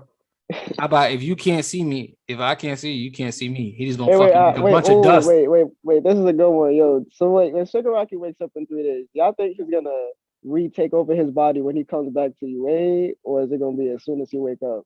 It should be as soon as he wakes up. As soon as he wakes up. I feel like this is finna get real. They're gonna use that ramp again, and it's gonna be so that Shoto, Uraraka, Ida, Bakugo can hold Deku, and like Sue's gonna have her tongue wrapped around them so that they can explode with zero gravity and get away from Shiggy. It's gonna take all 5 of them to do what Gran Torino did for All Might for Deku when he pulls up on UA. Yeah, to get away from that fucking demon. It's gonna be some weird shit like that. Man, listen, man. They Don ain't DeMarco. they not. Ooh, listen. And now that's the thing, because you gotta think about it. We know so many things that's gonna happen, but it just don't know the order and the execution. A lot of shit is finna pop off really fucking soon, bro. Like, I cannot stress enough. This shit is about to get real fucking hectic. Like, I mean, war type of week to week type of craziness. Like, probably even more wild than that. Because this is finna be a bunch of, at least the war we had kind of like a semblance of what to expect. This shit just finna be popping off from left to right. It's finna be some setup, but shit finna be popping off left to right. From you finna get left hook, right hook, up, down. Like, boy, that it's about to get crazy, boy. Because you gotta think, shit, I got beat off. Niggas think this ended in 4 more volumes. Boy, like, come on, bro. Now we got international villains making their moves over here. They probably already did that shit in the month. Yo, that's how I know people don't know Horikoshi, because he deadass said, now I'm not sure anymore. You know what that means from him? I'm not sure anymore.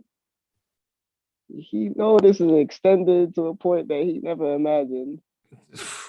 Mel, I'm telling you, he should take a break right now because, man, what's for the pop off left, right, up, down, or whatever combo you want to put in, it's gonna get fucking wild.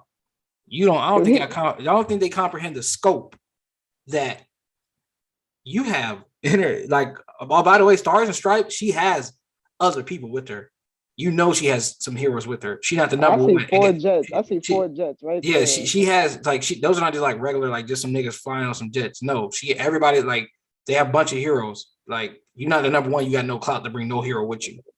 And like making moves like that. And they already said, hey, we're gonna be green light anyway. Like, she has some heroes with her. We already know about the Vigilante Corps and that bitch. We know about God knows all the fucking international villains. We have no information on that yet. Then we got the niggas from Tartarus. Then you got the few assassins we didn't see. You got the niggas that probably made their own moves. That's probably like then they might just team up with Shigaraki or what have you. You got Shigaraki being all for one. You got fucking all these other characters that we don't know nothing about that guy make come back to fight. I'm trying to comprehend how the fuck you got 40 chapters. 100 is Russian, and he didn't even never said he was doing that. He just opened up the entire floodgates of the world, and the scope has been unrivaled. And y'all say 100 chapters. You can get the fuck out of my face. And another thing is like, there's kind of like a rule of thumb in comics where it's like, all right, so when you like write in an arc, right? So give yourself a length, and on average, you end up with 2 times more. So it's like Kishimoto, right? He was planning like a couple major fights for the Chunin exams, and then you had the Gara thing, and then that was it. But then as he kept writing, he kept adding in all these extra details to where now it was double the length of what he planned. This is just kind of what ends up happening when you're writing. So if you think it's 5 pages, it's going to be 10, most likely. So if he's thinking, I planned for this for 5, chances are it's going to end at 10 or 15. Like, that's just kind of how the averages work at a certain point. I expect more anyway because this was his plan from the jump. I was originally planning the series, not now. I mean, the finale was supposed to happen in like volume 30. Mm-hmm. Yeah, so it's important to note that like when he said the series was planned to be like 30 volumes, I feel like we were only like 15 volumes in. But oh no, that was before that. Yeah, but he had already had that doubled up sports festival where it was like, well, clearly I'm not. And then you got to think about arcs like the Pro Hero arc where bonus arcs added in. So we also have to factor in if Horikoshi realizes, no, I want to include an arc that's always on the table. That's why many arcs or sub arcs within these arcs, like flashbacks to All Might and Star and Stripe being like extra backstory just seems like an inevitability because we're going to have to get to see some understanding on that dynamic, on how like what they were actually doing back then. We're going to need to know how she feels about All Might in the situation, how All Might feels about her. Like, ever noticed how like one of the heroes from the other country looked like Frosty? Frosty? Huh? Yeah. Frosty? You know Frosty Frosty Flakes? Yeah, you know the tiger for that. Tony the Tiger, nigga. You mean Tony? What the fuck? Who the fuck? I'm thinking of the Soul Man. hey, question. Did the cat cop always have that scar? No, he got it. No. He's been in the trenches, bro. grinding. He be in them trenches, bro. Sans has been in the fields. You see that new fix? You know, it's bro. Yeah, I'm just still baffled, bro. You gotta like as Aniki was just saying, you had to think about all the characters and plot lines. First of all, let's see who he called out for the final act. Ochako hasn't gotten her perfect moment yet. I know he ain't did that bitch ass Bird Hawk still gotta get his final thing to do before they carve his ass up. You got Shoji, you got Sero, you got Monoma, you got Shinso. That's just the niggas he named. You already know Kirishima got to do the rematch with fucking Rappa. Like that was already set up. Then they had to do the shit with Makia. Then that's just on the hero side. Then you got where the fuck Miri no at? Where the fuck the Mirror the Victory at? Fat Gum, Miracle, like what's up with Ryuku? Is like we got a lot. Like Ed I know still gotta get some fights in and fades in. It's like, okay, now that's just the hero side. Then you gotta think about all the villains we do know. Geaton, fucking Redestro gotta come back, Truly Flex. The little niggas we do like, bro, all the people we haven't even seen yet. Then the Vigilantes Corps, that's a whole other fucking arc. Hanabata, Skeptic, the Vigilantes Corps is a whole other thing. The Rioters Corps, like if you want to just everybody in the League of Villains too. Compress got confirmed, so people thinking he's done. That's just. Then you got Toga's character arc, not even just with fucking Ochako, other shit she has to do with the league. They don't even get me started on Todoroki's all the shit they got to do. Because Endeavor either, like I said, he either crippled for life or he biting the bullet. Honestly, that's 20 more chapters right there. Like, not that like, bro, come on now. I already told y'all the advisor's coming back. Don't even play me on that. And the best what? I got a couple of y'all screenshot and a couple of y'all tweets bookmarked. So when they pull back up, best believe I got y'all niggas in 4K. Yeah, y'all talking that big wig shit about them advisors, huh? Don't worry. I got something for That ain't me. That ain't me. I got something for that ass. The past never dies. Hold all up. right? There's something else though that I wanted to talk about too. Because do you know what this chapter also confirmed? What? Like I've been saying, is that Alpha One doesn't have like this quirk that's letting him see the future. He's just really confident that his calculations and plans will go through. He's basically, it's kind of like, you know how Nana was like, the strongest are always smiling? Yeah. It's basically that. He's like, oh no, like dog, like I'm so OP, I'm smart, like I got it. Which, so it's like him miscalculating, even if he wanted to like betray Shigaraki and Shigaraki still overtaking him, wouldn't be that far-fetched, because it would just mean that finally like that pride actually caught up with him after like 100 years, when he should have already realized like he needed to humble himself after he got his line punched off. Like, it's one thing to get hit in the eye and go bald. It's another thing to get your hairline punched off. Bro, go blind. One thing, bro. It's one thing for like Nah, a barber to mess up your cut. Hold on, bro. Nah, y'all know Addict, right? Addict ET from Twitter. Guess who he posted? He posted Stars and Stripes with the cape, and then he posted Excellence and Shiggy with the cape. He said, I need Shigaraki to steal her cape. No, It's a note to the collective. I'm not gonna lie. If the United States #1 hero goes to Japan and loses to Shigaraki, that causes issues the world over. It's like, damn, All Might died. Damn, All Might student. It's like All Might retired. All Might student just got folded. All Might's other student is on the run. Ain't nothing. Nah, bro. This story might go into. And then the number now, one? for real. I see them going. Look, I was always saying Deku going to America. Like I just couldn't see it happening. I could see it happening now. Like, I have a question. So, like, if there was like a ranking in general for like the world, right? Like, where would you kind of place the #1 American? Exactly. That's the question we got to see. We have to scale her once she does her thing. But hey, all I'm gonna say is, she riding on a goddamn plane that go like almost 700 miles per hour, and she just stand on top of that bitch. Oh no, those are definitely supposed to be Mach plus fighter planes.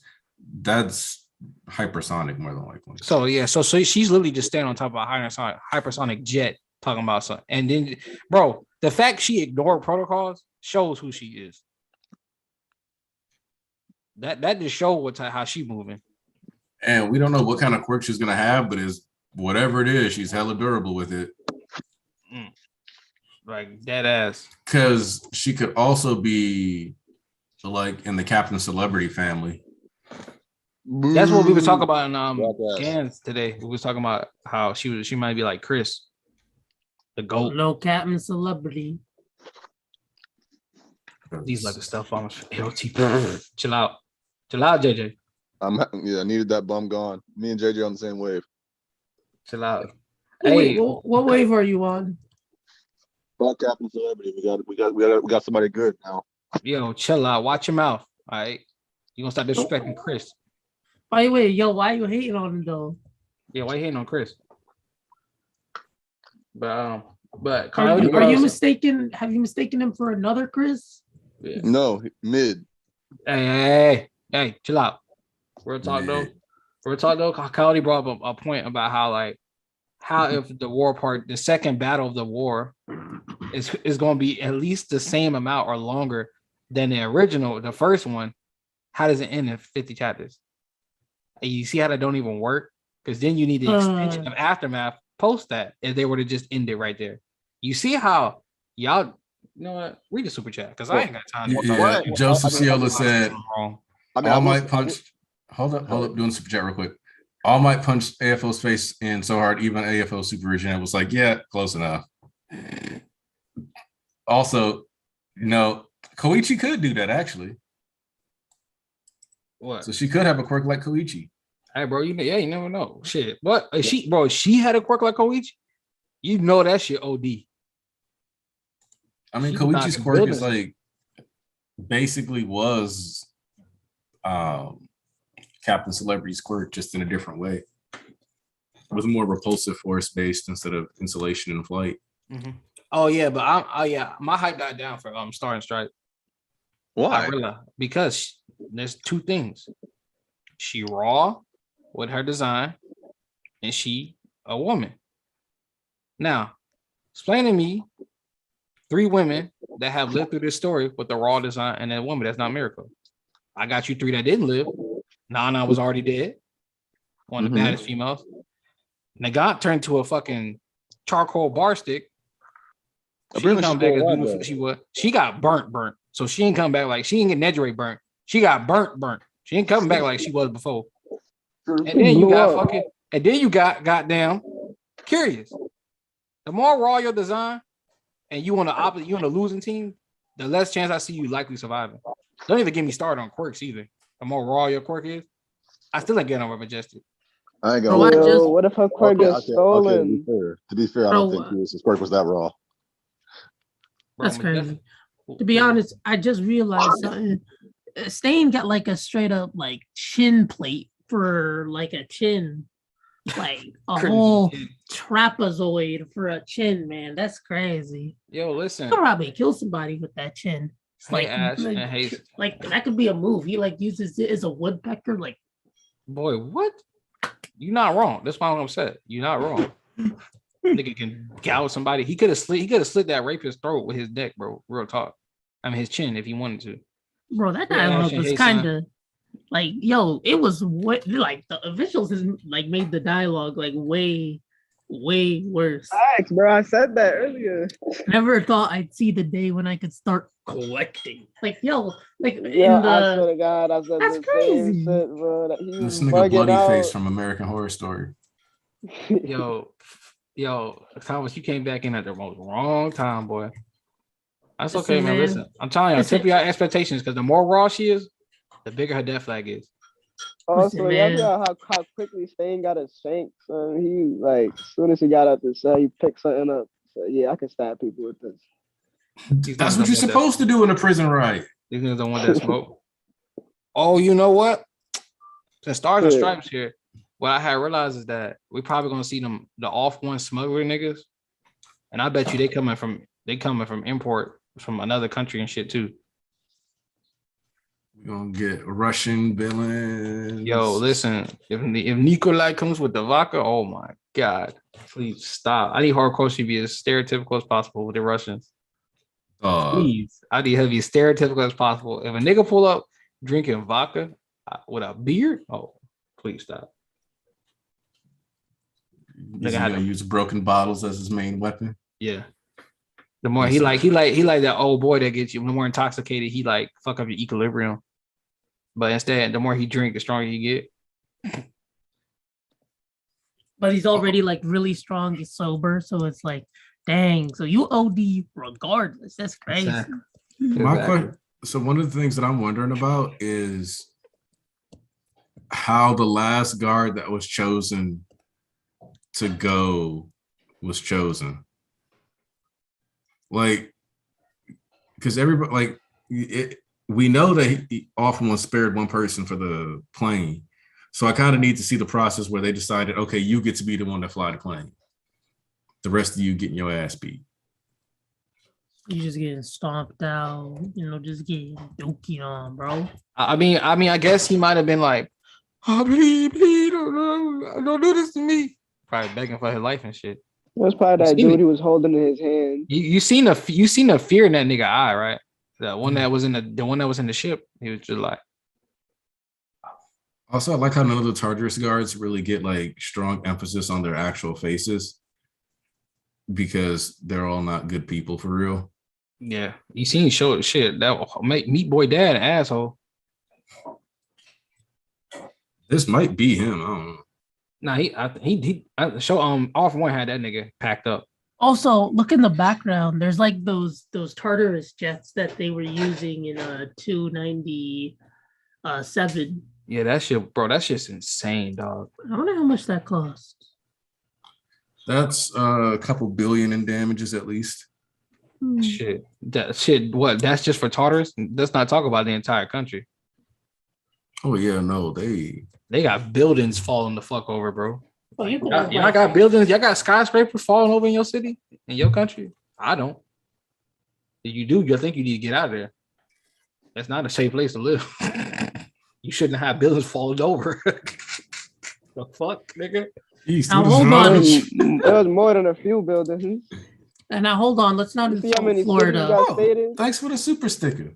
Hey, thanks, Now, Anthony. hold on. Now hold on, East. Let's not insult Florida. Okay, it is still a perfectly functional state, even when their own buildings collapse. We ain't gonna talk about Florida. I seen the video of a fucking possum riding in some nigga, opening some nigga car door. I ain't gonna talk about what they got We going I on. gotta mute myself so I can go We laugh at what Squid said we without can- being disruptive. We cannot call Florida a functional state when Florida man exists. Where Florida man exists, and yeah, Coyote, you tripping? Talk about the prison guard was holding off one pocket.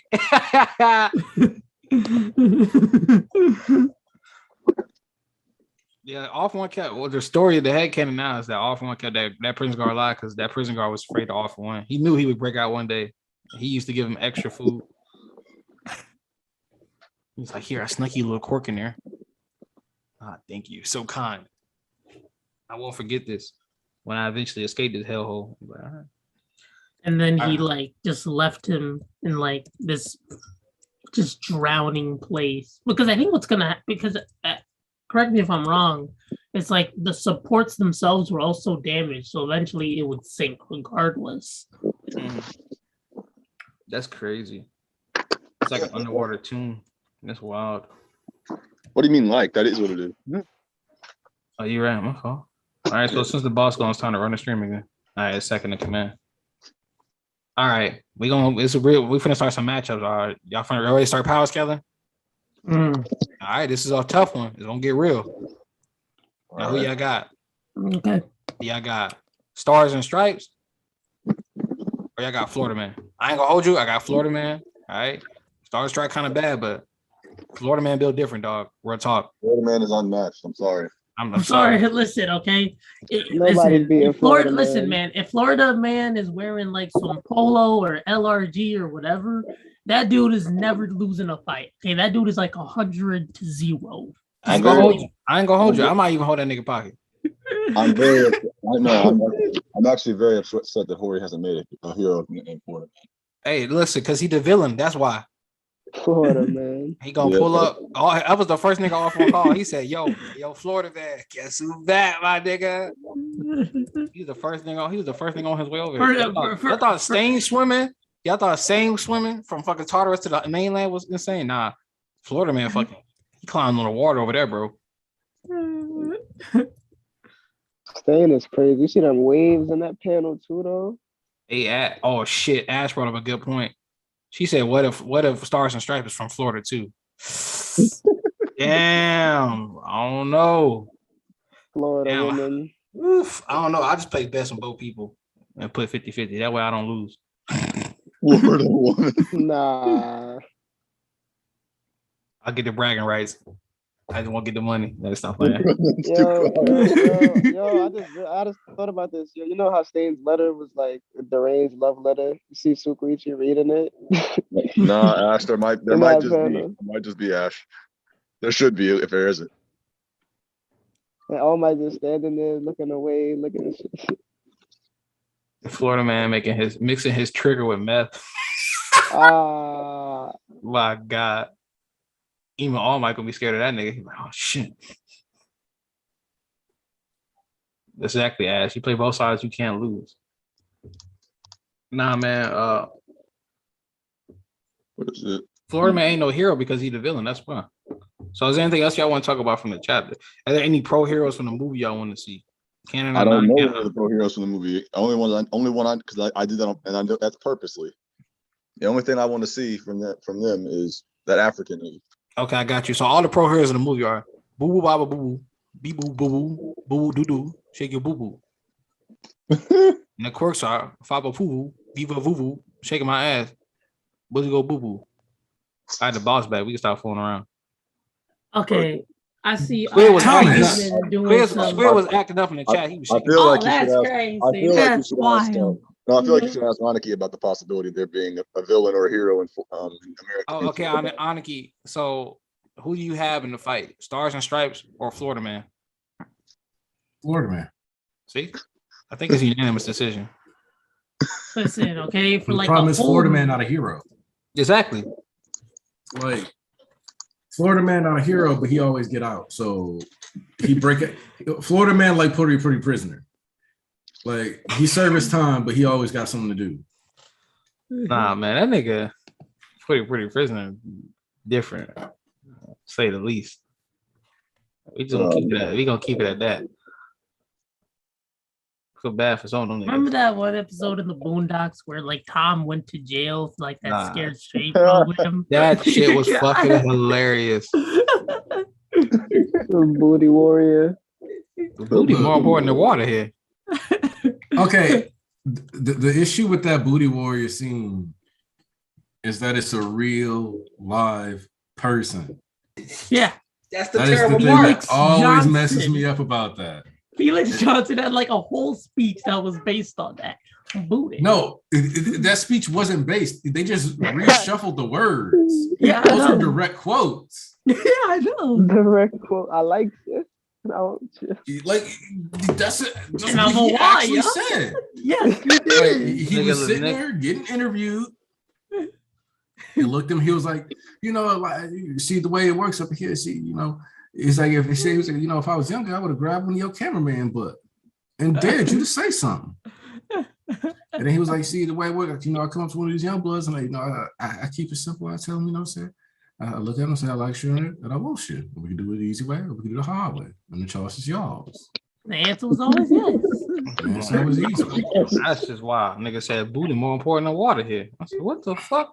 And he was like, because what he said was just like, you know, you got all these mans locked up, and won't give them no woman. Somebody got to give up some booty. Like he said it. Like he's a real person. I couldn't be on national television talking about on camera talking about something. Yeah, I had to clap his cheeks, and that's what it was. Or I had Right to next pick to it up the, and right I next was to the shower. what the fuck? Man, shit. What was Okay. crazy is that they were like, this prisoner, Felice Johnson, practices a very unique type of prison sexual homosexuality. And then that's when it like segues into him talking about all that. And it's like, bro, that's not what that is. That's just, It wild. yeah, like that's just prisoners being Yo, who over there fighting Florida man? What the hell? Probably throwing balls with that nigga, ain't you?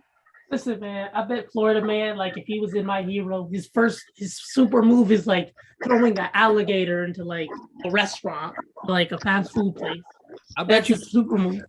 I bet It you depends Florida on man. it- I bet you Florida man so broken the crocodiles he command can't even be controlled by Coda. I bet you that's how broken that nigga is. No, you gotta understand that the way Florida man works is that his powers vary depending on the day. Nah, JJ said Stain killed the booty war that started the chapter. Nah, bro, he didn't kill the booty war. The booty war wasn't chasing women. All right, let's talk about white despair, black hope. All Might was in California. So if Star and Stripe is from Arkansas. a small place, that'd be kind of a surprise to me just because like David Shields, like if you remember during the movie when he does the California smash, he says it's named after his home state. And obviously All Might could have been all over the country, but it just doesn't seem like reasonable for him to be like that much hopping around while he's in the US. But we understand that All Might had one for all for 40 years. We don't really know how long All Might was in the US. And we don't know. So depending on how long he was in the US versus how long he was in Japan also kind of affects how we discuss a lot of these things. Do you think All Might was in? Well, do you think All Might was in America long enough to like cop some black Air Force Ones? I mean, you see what happened to All For One, so shit. Apparently so. He put them hoes on when he went to go fight that nigga. But this is, you know what? This is an interesting topic. I want to say this real quick before I talk about what White Despair Black Hope said.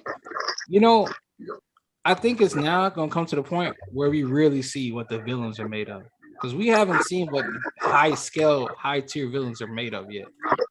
We really haven't seen the extent, because we can gas up the heroes all day, but we really ain't seen. I think it's to the point where like it makes sense too that the biggest and baddest and the oldest niggas. You know, the older you are, the stronger you are because you're more experienced. Of course, the new generation kind of rise above, but there's still that gap in between, like, you know, like 1A, 1B, and then like Endeavor and them niggas, or like even like a little bit lower than that. There's still like pretty good gap. And I think so that gap was clear and for the villains too, because a lot of them, you know, All Might had that crime rate way down. We ain't seen no real good villains yet. Yeah, you had like Chizaki and shit like that, but we had no real villains. And I think we finna start seeing some real villains, like niggas you should actually fear.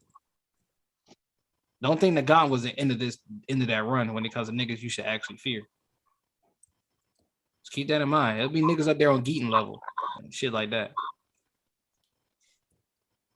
But since nobody want to chime in, I'll talk about y'all forget, like, the big thing with AFO is that he wanted them alive. It wasn't that Nagant was like the most powerful, it was that she had the most precision. Like, it's made pretty obvious that it's like, hey, I need you to bring them back alive, which implies that there are people on her caliber that are just so lethal that they can't actually be trusted with keeping him alive. Exactly. So yeah, that okay, and real quick though, I wanted to address what Solo Me said about if Stars and Stripes is just a crazy fangirl. Incredible. At that point, then I would need Horikoshi to fully lean into his opportunity to have the evil Superman trope, and just let her be this series Homelanders or Red Sun or whatever you want to call it. You know, there's like a whole Superman storyline where he's like raised in Russia. Yeah, that's the Red Sun. That's what I was referring to. Yeah, it's a good storyline. Good art in it as well. So yeah, it's like that's kind of the direction that I would enjoy if she's not going to be like. And then if you're wondering why All Might didn't give One for All to Star and Stripes, I think it's going to come down to her having more zealous justice. So I think she's going to go for the kill faster. I don't think All Might even started looking for a successor until like he started losing his power. Then what's their history then? I think she calls him. Like, what do you think this is? Some Centrum shit? No, Gigi, you know exactly what I'm about to say. It was like, I mean, listen, it could go a lot of ways. I say we just wait to see it play out. We could get our theories in, but remember who we're talking about: Toshinori Yagi, All Might. The nigga don't fucking open his mouth. Worth a damn. Speak. Nigga didn't say about his death. Nigga didn't really say shit about All For One, not fading and killing that nigga nearly. Didn't say shit about Nana, not her corp. Didn't say shit about Torino, not shit about Night-Eye, not shit about Mirio. This nigga don't open his damn mouth. This is not the first time. This nigga don't open his mouth for shit. He didn't even tell Deku how the fourth user died. He had that too recently. It also just might be that because of One for All specifically, he wanted to make sure that it was staying in Japan because he didn't expect All For One to actually be gone with it. Or because he had his last fight with All For One in Japan, he figured that just in case he would want to keep that power in his homeland. Because at the end of the day, everything that All Might did was because he was trying to save Japan. That is true. So he wouldn't pass One for All on to the US. He would give it to somebody in Japan to keep Japan safe. He said this country, not the world, not the US, this country, Japan specifically, needs a pillar. His nationalistic American image is mostly just due to the fact that he was in the US, and that's where we go really hard. and it makes his branding more familiar. Whereas if he just showed up wearing a bunch of Japanese like merch in the US, he would have gone nowhere. And Mello, your prediction on her being his side piece. All right, yeah, good point, Ash. We need him to establish like his primary partner first. Asexual workaholic. He ain't got shit. Only thing he fucking is his career. The only thing he's fucking is his relationships up. Yeah, exactly. The only thing I know is that I'm not gonna lie to you. That would be very strange with her calling him master. If that was the case. Hey, not really. We know about you, nigga. Motherfucker. Nah, All right. Mel, Mel said this would be another strain on Deku All Might's relationship. Turner, stop reading my fucking mind, dog. How y'all feel about that? I mean, probably. Deku gonna have enough. He's like, man, you don't say shit, do you? Remember how mad he was with Night Eye? Deku had actually got like frustrated with All Might for real.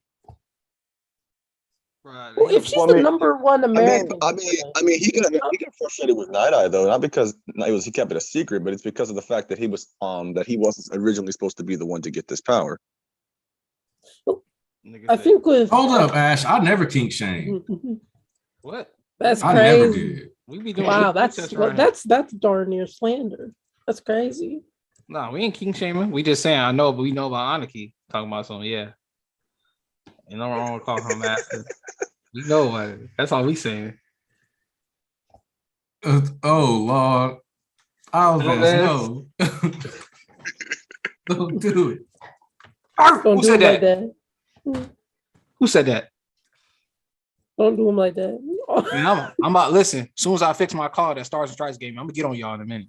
Huh? Yeah, it's crazy. Anyway. Yeah, it's crazy how I tweeted about Stain swimming from Tartarus in February, and we finally got the panel now.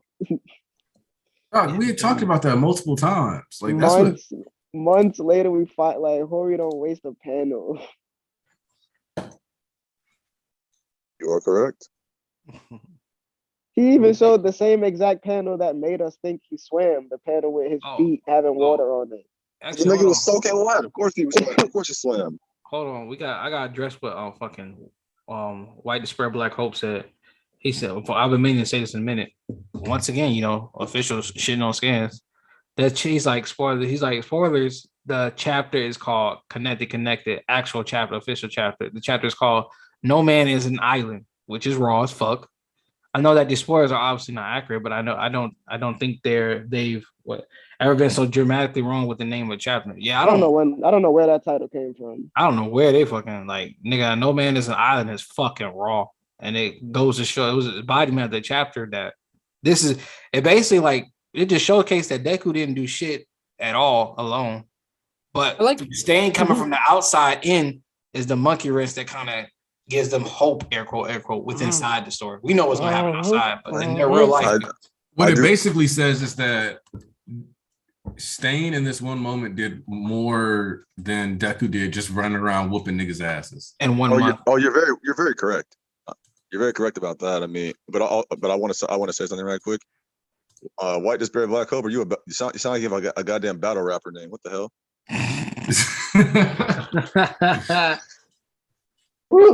I wouldn't White Despair Black Hope, they said, do we think that Izuku doesn't already know about Star and Stripe?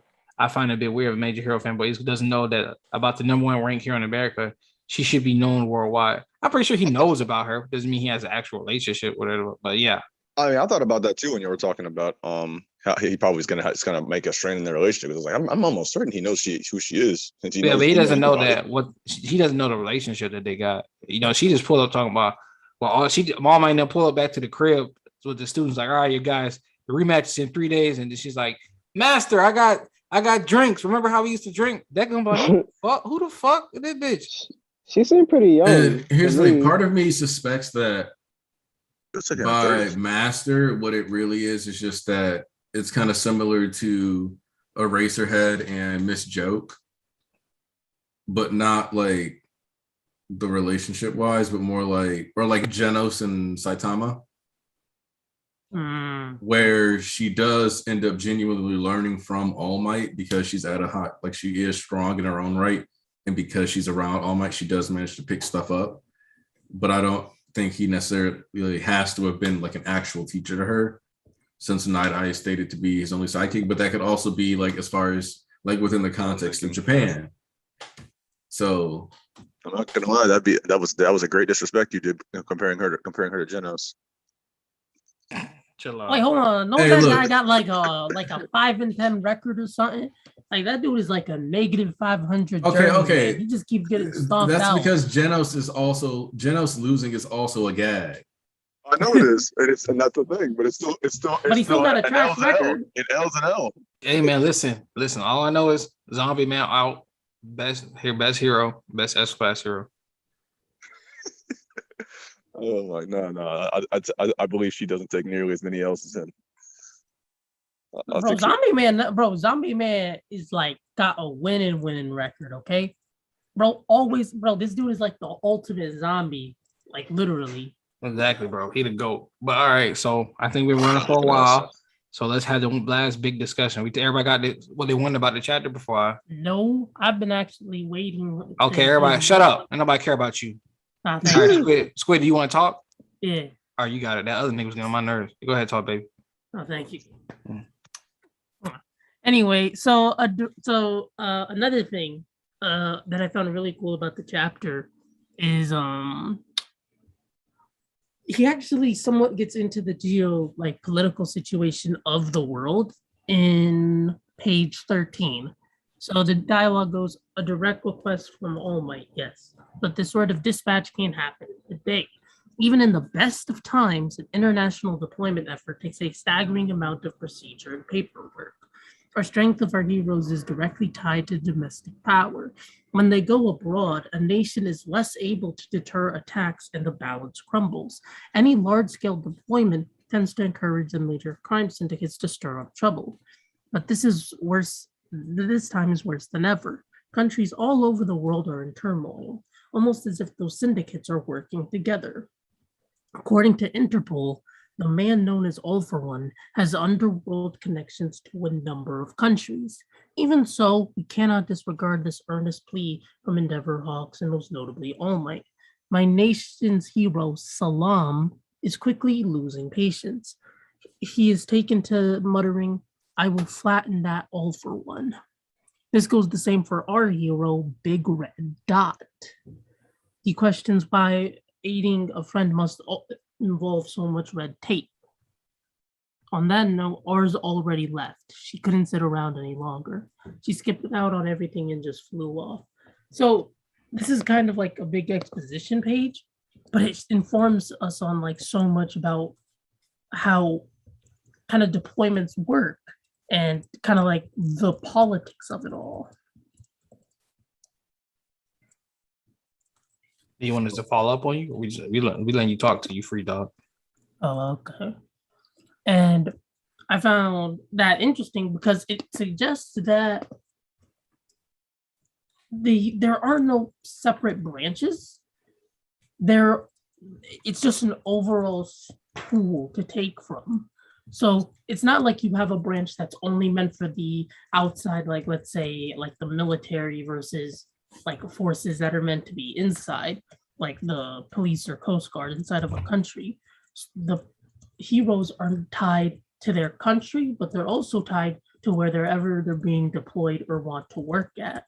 And it's kind of because they're also kind of they are a private entity but they do receive kind of public funding, just kind of how the system works. And I like how deployments are kind of being handled under that context of like, they're basically a bunch of free agents and they're essentially being contracted to like another place. That's what I had to say.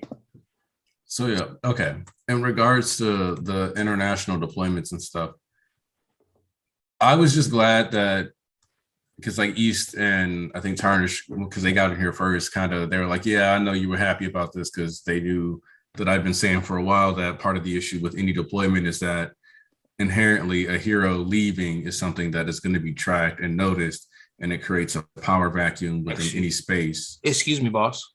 What's If up? I may chime in, you see how I approach the situation, how Aniki approached the situation actually called out perfect things for that. Remember how you called me out on my approach? And I was like, yo, fuck it. We getting to move on. I'm not going to be asked permission to go be a hero. But that cock brazen attitude is what caused issues later on when you just doing the do, moving with your heart. And I think about the consequences of the actions, which is what I would have did.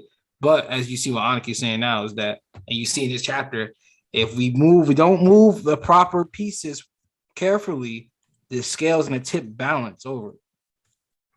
And you got to think, if just inherently, Endeavor said that the crime percentage rate went up 3 points, which means we went from a crime rate of 9% or 6% to 9% within the scope of August to October, November within the story of My Hero Academia.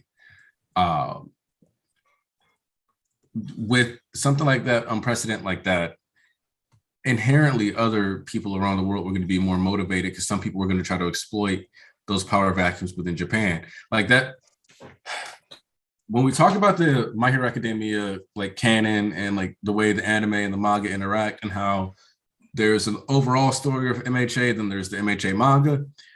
That story with Ochako and them dealing with the drug dealers just isn't the first time we've had that. We keep coming back to drug distribution and drug line routes along the ocean during these filler episodes for a reason, because we need to kind of cover that bonus bit of lore of how and what's being done to prevent Japan from descending into these madness states. But with the decline of All Might, more people are going to be bolder, going to be trying to slip more trigger. And there's a reason why we didn't get these like this heavy focus on trigger and all this other stuff until after All Might left. Then the trigger came into the story. Then we got the quirk erasing bullets, and all these things started coming into play more and more because they were taking on more ambitious projects with such a power vacuum.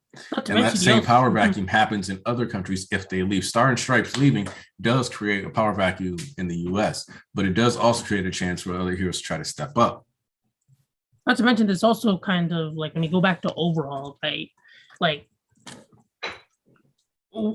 before Camino, we didn't really see like any. We didn't see the like distribution of trigger being so prominent.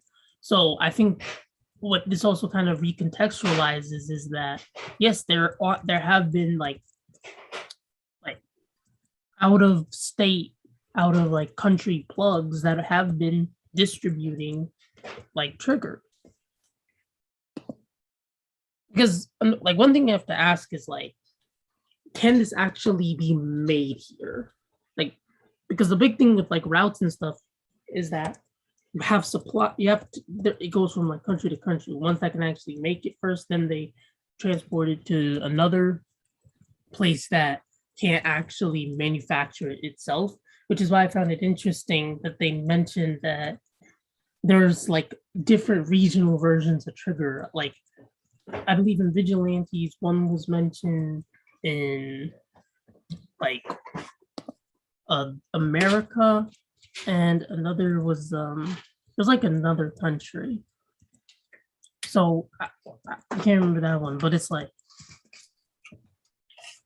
it adds a lot more credence to the fact that a lot of the distribution couldn't be homegrown. It kind of needed that international support, which I found pretty clever.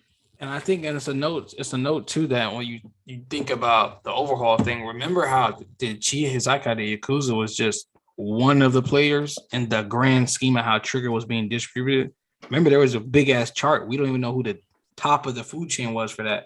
Chiya Hizaka was just like down 4 or 5 layers into the grand scheme of a bunch of people at all, like into a bunch of fucking like groups and networks and intertwined shit like that. And the Trigger wasn't even their main thing. It was just like something they were kind of dabbling in. But you got to think like this expanded from what they said, China and Africa have it originated in China and then or Africa, and then like they had the more potent strands, and even America, America had their own crazy ones. Yeah, so they're essentially selling a much weaker version of it. Yeah, so we haven't seen like a full version like Trigger, and that hasn't been plot. And then with the then with All For One having like influence and that's this, that, and the other, like him bringing back international villains, you know, Asia, he probably bring motherfuckers from Asia faster. And knowing him, the villains cheap. So him going to China and calling some old connects from China and be like, yo, you know, pop on over. We got a fucking free land. He got all this shit going. It was like, oh, bet. We can make we can make a killing over here. We can just run free with our shit.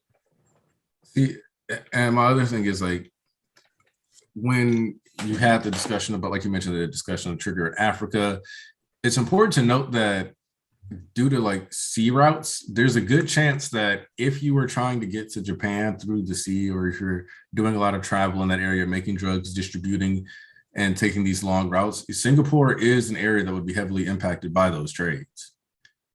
Yeah, 100%. So that whole area,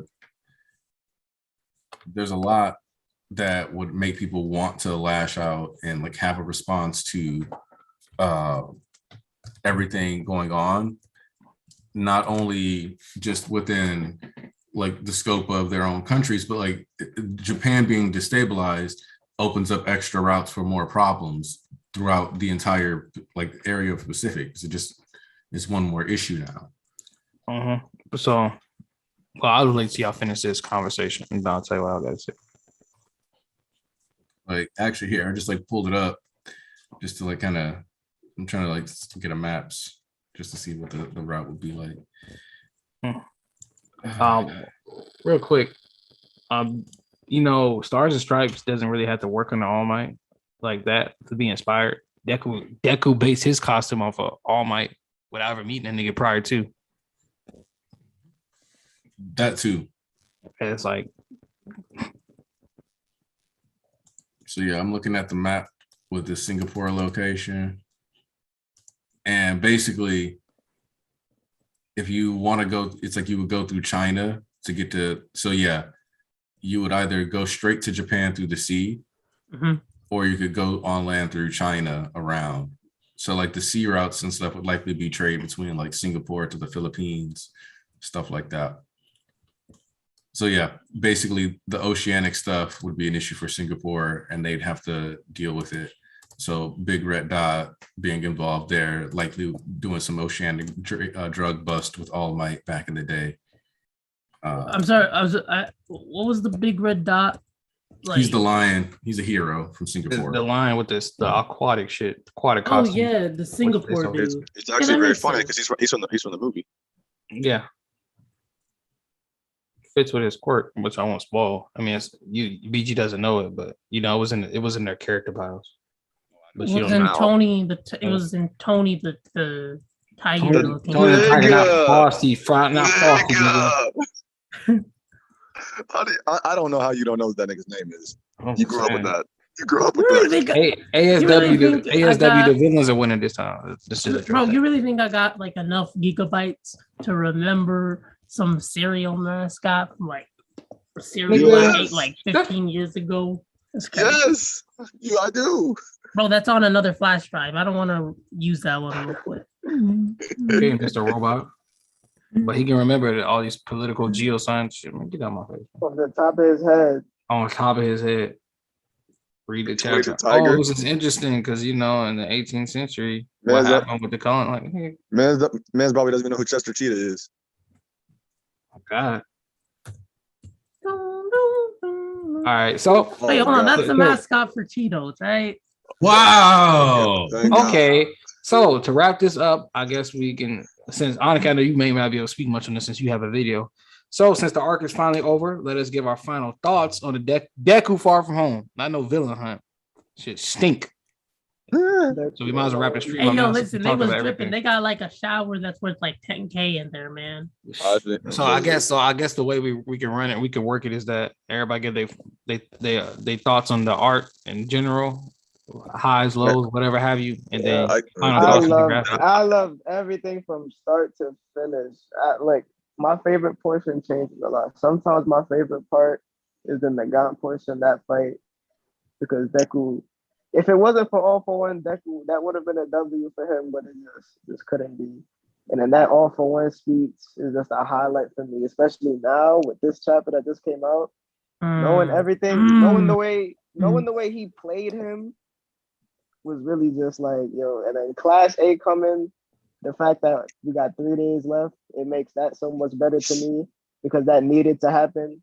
Some people think that the whole dialogue with the civilians was wasted. I don't think that was wasted.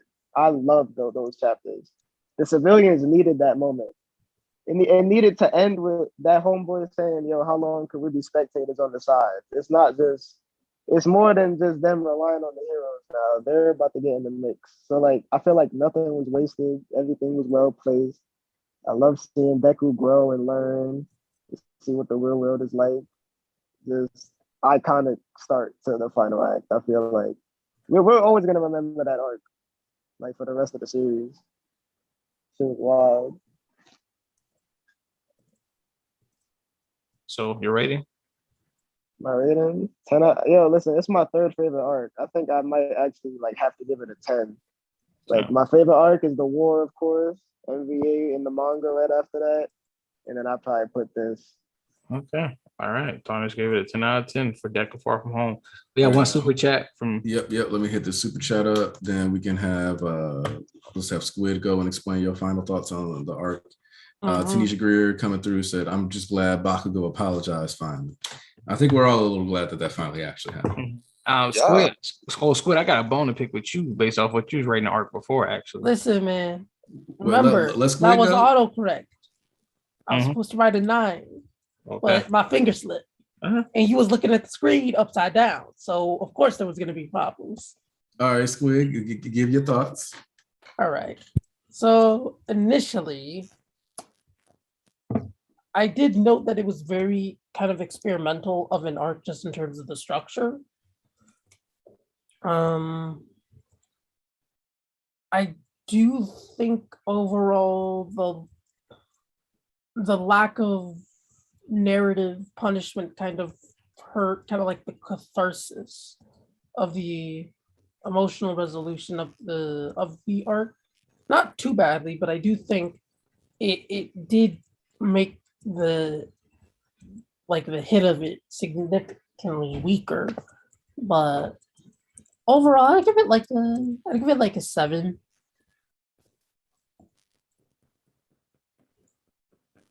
That's all I got to say.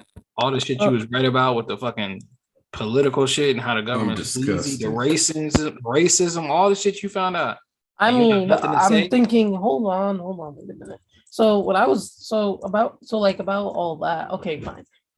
My biggest kind of concern with the arc did end up being Deku, because yes, I did want him to introspect, and maybe this is a little bit out of character, but his introspection doesn't in reality lead to anything being practical in terms of application.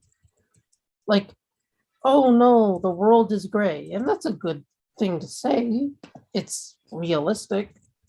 It coincides with the message of the story, but when you're talking in such broad terms, you're not really. It's practically impossible to introduce actual solutions or anything close to it to actually start preventing and minimizing these problems. I just found his introspection too broad to not have any actual practical use. Which he can always learn in another arc, but if we're gonna say, oh, he was so introspective in this arc, which a lot of people have been saying, then it can't just be the mere fact of thinking. It has to come with some detail, structure. But that's me, I guess.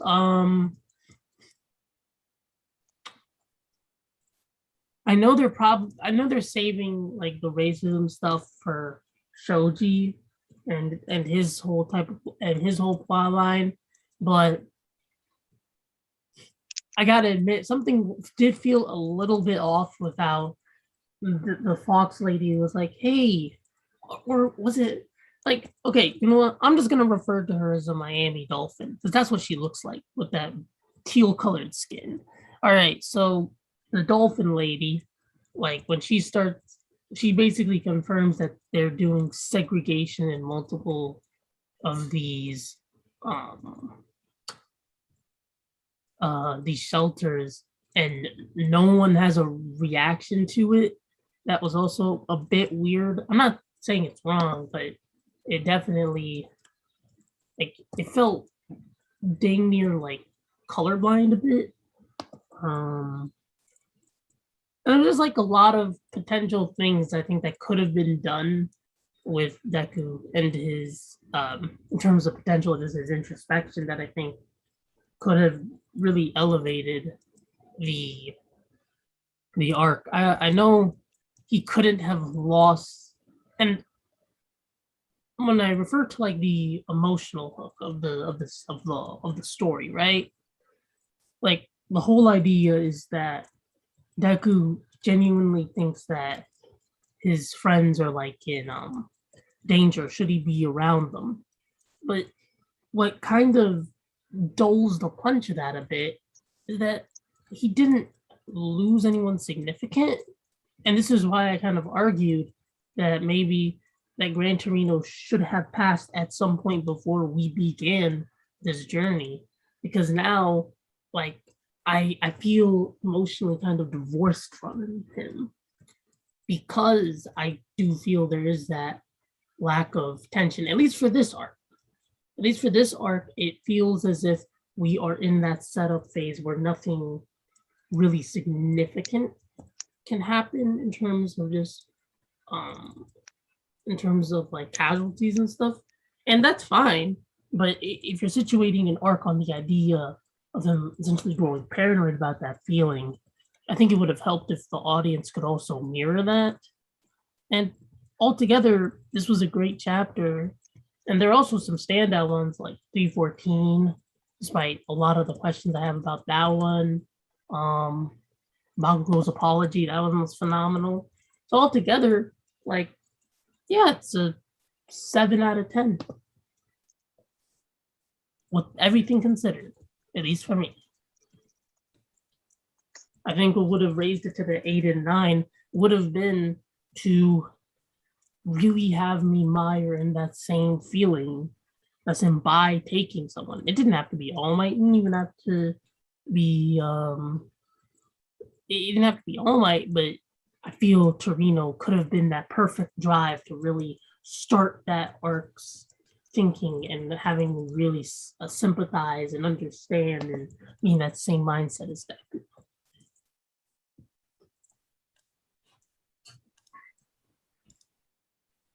So yeah, it's a 7 out of 10.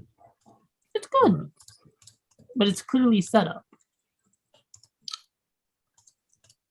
Do I agree with these ideas of yours, Squidward? No. But you're 100% allowed to feel that way. Oz a block. Where is my guy, Captain Celebrity? Let Chris chill, bro. He changed his life. He got wife and kids. We don't need that nigga here. Leave him out of the story, please. Please. It's the one time I agree with BG on Vigilante. I need him not here because I fuck with Chris. Fuck that nigga. I don't need him fucking. There we go. There we go. Bring the crawler. That's all I care about. Yes, I like the crawler until he became OP, and then they said he was OP the whole time. I was OP the whole time. Well, that's bet in court right now, or coach, so we good. What was I gonna? But yeah, now what is it? Is it my turn? Is it my turn? Yes, your turn, BG. Shit was great. Gave me a lot of things that I've been asking for from the jump. Got to see some good racism. I got to see what is it? We got only thing that I have to say that it did that I wasn't really too fond of is that I've just been seeing that Fox girl everywhere now. But what is that? You're not too fond of that? I like the character. I get annoyed. I've been annoyed by seeing her so often. What the hell? I'm sorry. Listen. He wasn't talking about you, okay? He didn't mean it. BG over here hurting people's feelings. Her name is officially Ordinary Girl. So that's too long. I'm gonna stick to Fox, lady. But anyway, what is it? No, in all seriousness, no. But what is it? I mean, there are some things that I feel like could have been a little bit better, like that. Because I'm even myself, I wasn't really too fond of that chapter before this one. But other than that, I feel like there was a lot of. I feel like most of the things I saw were good. Most of the things in this were like very exciting, very engaging from week to week, and I got to see the thing I've been preaching for years pan out, which was the fact that Deku's selflessness is more detrimental than him than he thinks. And I got to see it, and I got to see all of that come to a head finally after reading this shit for 6 years. So for me, that's a good 8.5 out of 10. So you got to say? Bishop Ponzu, you still here?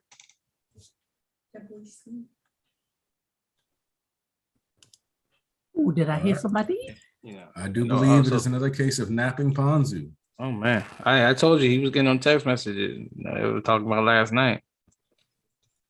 I ain't never had nothing like that. And let's see, I'm pretty sure everybody else but you East went. All right. Well. You know what they say. You saved up. I know, it's like with y'all. All right, it's time for me to go ahead and break it down one time for the one time. Deku Far From, y'all already know how I roll. First of all, anything hardcore do a 10 out of 10. I don't give a fuck. Y'all already know 10 toes down for my nigga. I ride. When I say ride, I mean ride. All day, all night. But for Like real. a pony. Exactly. To break it down though. No, actually, absolutely a beautiful arc, and it was in that the ending of this arc. If you understand some of the criticism and critiques, like what Squid was talking about, it's a fair excuse, it's a fair thing like that. Some things you guys wanted to see, I understand that very much so. You want to see a little bit more Deku, which is understandable, but take it at this: Horikoshi has never been a meathead. The series has never been about meatheads. 100%. I promise you, had we gotten a little bit more stuff, it would have just been redundancy after a while. I would understand at least one more fight. I don't blame you. Talking about like 2 more fights, like kind of pushing it. 3 more fights coming up, bro. Really, with someone would have been a wash in the first place. All it would have been, you would have seen Deku saving some random niggas y'all don't care about, and that how you know how Horikoshi has a plan for them. And later on, is it just some random civilians? And they're gonna keep making the same comment. Oh, thank you for saving me.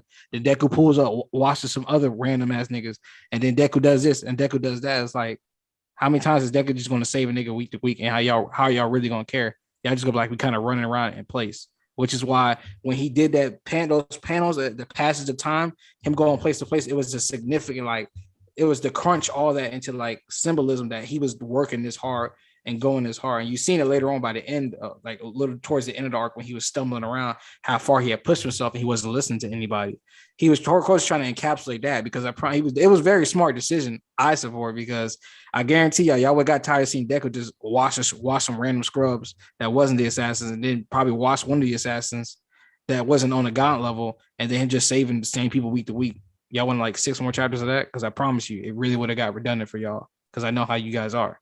So in that regard, and it's that I understand looking at this arc at face value, but if you look at it in its entirety, which it's a culmination of type of things, like Anki said, is what leads to a lot of stuff. It's like the provisional license exam. It's what leads to a lot of stuff. It's definitely a strong arc than provisional license exam, but in that is a lot of experimentation and world building. I understand a lot of you want to see Deku's like true introspection of this, that, and the other, but it's like, or his application to changing the world. But remember, things are revealed when it's relevant. Like they'll have the conversations you want them to have when it's time to have them. They just got back to the dorm. There's no reason they need to be having serious talks about, all right, so how are we going to change the future? And other, like, we just brought you back here to rest. Why are we talking about this? It's time to feel good a little bit. And another thing I got issue with y'all is that y'all kind of literally just ignored all the Stain's words. You called it cool. You called it gas. You cried for the chapter, but you kind of you wanted all the kids to be depressed. They were depressed at 298 when they were crying at hospital for midnight. A whole month had passed since then. They're not going to be still sitting down boo-hooing and crying. They had a whole month to do that. And you seen the initial morning for midnight. Like, come on now. And then it's like, all right, later on, you come back and it's like, all right, it's been a month now. And you see the words that Stain said the chapter before. Yeah, you lit the fire in a blaze, and these people keep fighting no matter like rain or snow on shit like that. They're going to keep fighting. They're going to keep having hope and having that spirit. But y'all kind of ignore what Stain just said, and, just threw it away. So when the kids was happy, it was like, we're going to keep going beyond and doing what the best we can. Then y'all kind of roasted them, which was bullshit. But the All Might thing I understand, but that's not the last convo him and Deku are going to have. And another thing that Tarnish pointed out was that All Might still has Deku's mask, so they're pretty sure they're going to get a fucking another conversation too. But a lot of strengths for the arc was damn, the fucking art was beautiful. Nagan fight is one of the best fights in the series. The Deku learning a lot more about the stuff and his naivety is it was definitely placed at the right time. And that the chapter with civilians was placed at the right time too, because if you follow the story, you do realize right after this, shit goes way downhill from here. So it's like they need to have this conversation now because shit's gonna get real fucking bad real soon. So in that, don't look at the Deku arc alone, automatically 10 10. I mean, really, you want to is automatically 10 10, but in its entirety, if you take away from it, it wasn't to be this raw and gas swagger solo Deku shit. It was to showcase that the ways of the old don't work and it's time to try something new. So we'll see that in the future, man. Absolutely beautiful art. I cannot wait for what is next. Horikoshi to go. As always, it's undefeated of the East, baby. What it do? And this chapter was a 10 out of 10. Absolutely beautiful. Stars and Tribes. I gotta call it. This chapter was like easily like a 9+ for me. Like this chapter is amazing. All right. Beautiful. Appreciate everybody that came through. Uh-huh. Appreciate y'all, especially my bishops coming through, doing the streams. We appreciate you too, man. One last tidbit. Deku would have died and been slaughtered in 3 days if his friends didn't come help him get some rest. Y'all in the slender 1A. Put respect on 1A name. Yeah, they would have, especially Ochiko. Listen. Yo, if our calculations are correct and the story goes for as long as we want it to go, y'all better be on y'all knees thanking 1A for saving Deku, because otherwise he would have died.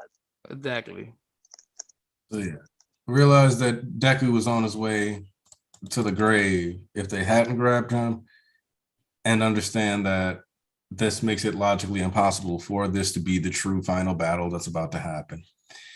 But yeah, looking forward to seeing more of these international heroes. Looking forward to next week. I'm going to try to give y'all something before the week's over, something special. If I really, I'm going to try to give y'all something special, but I'm not going to tell you what it is. All right. That's all I'm going to say for now.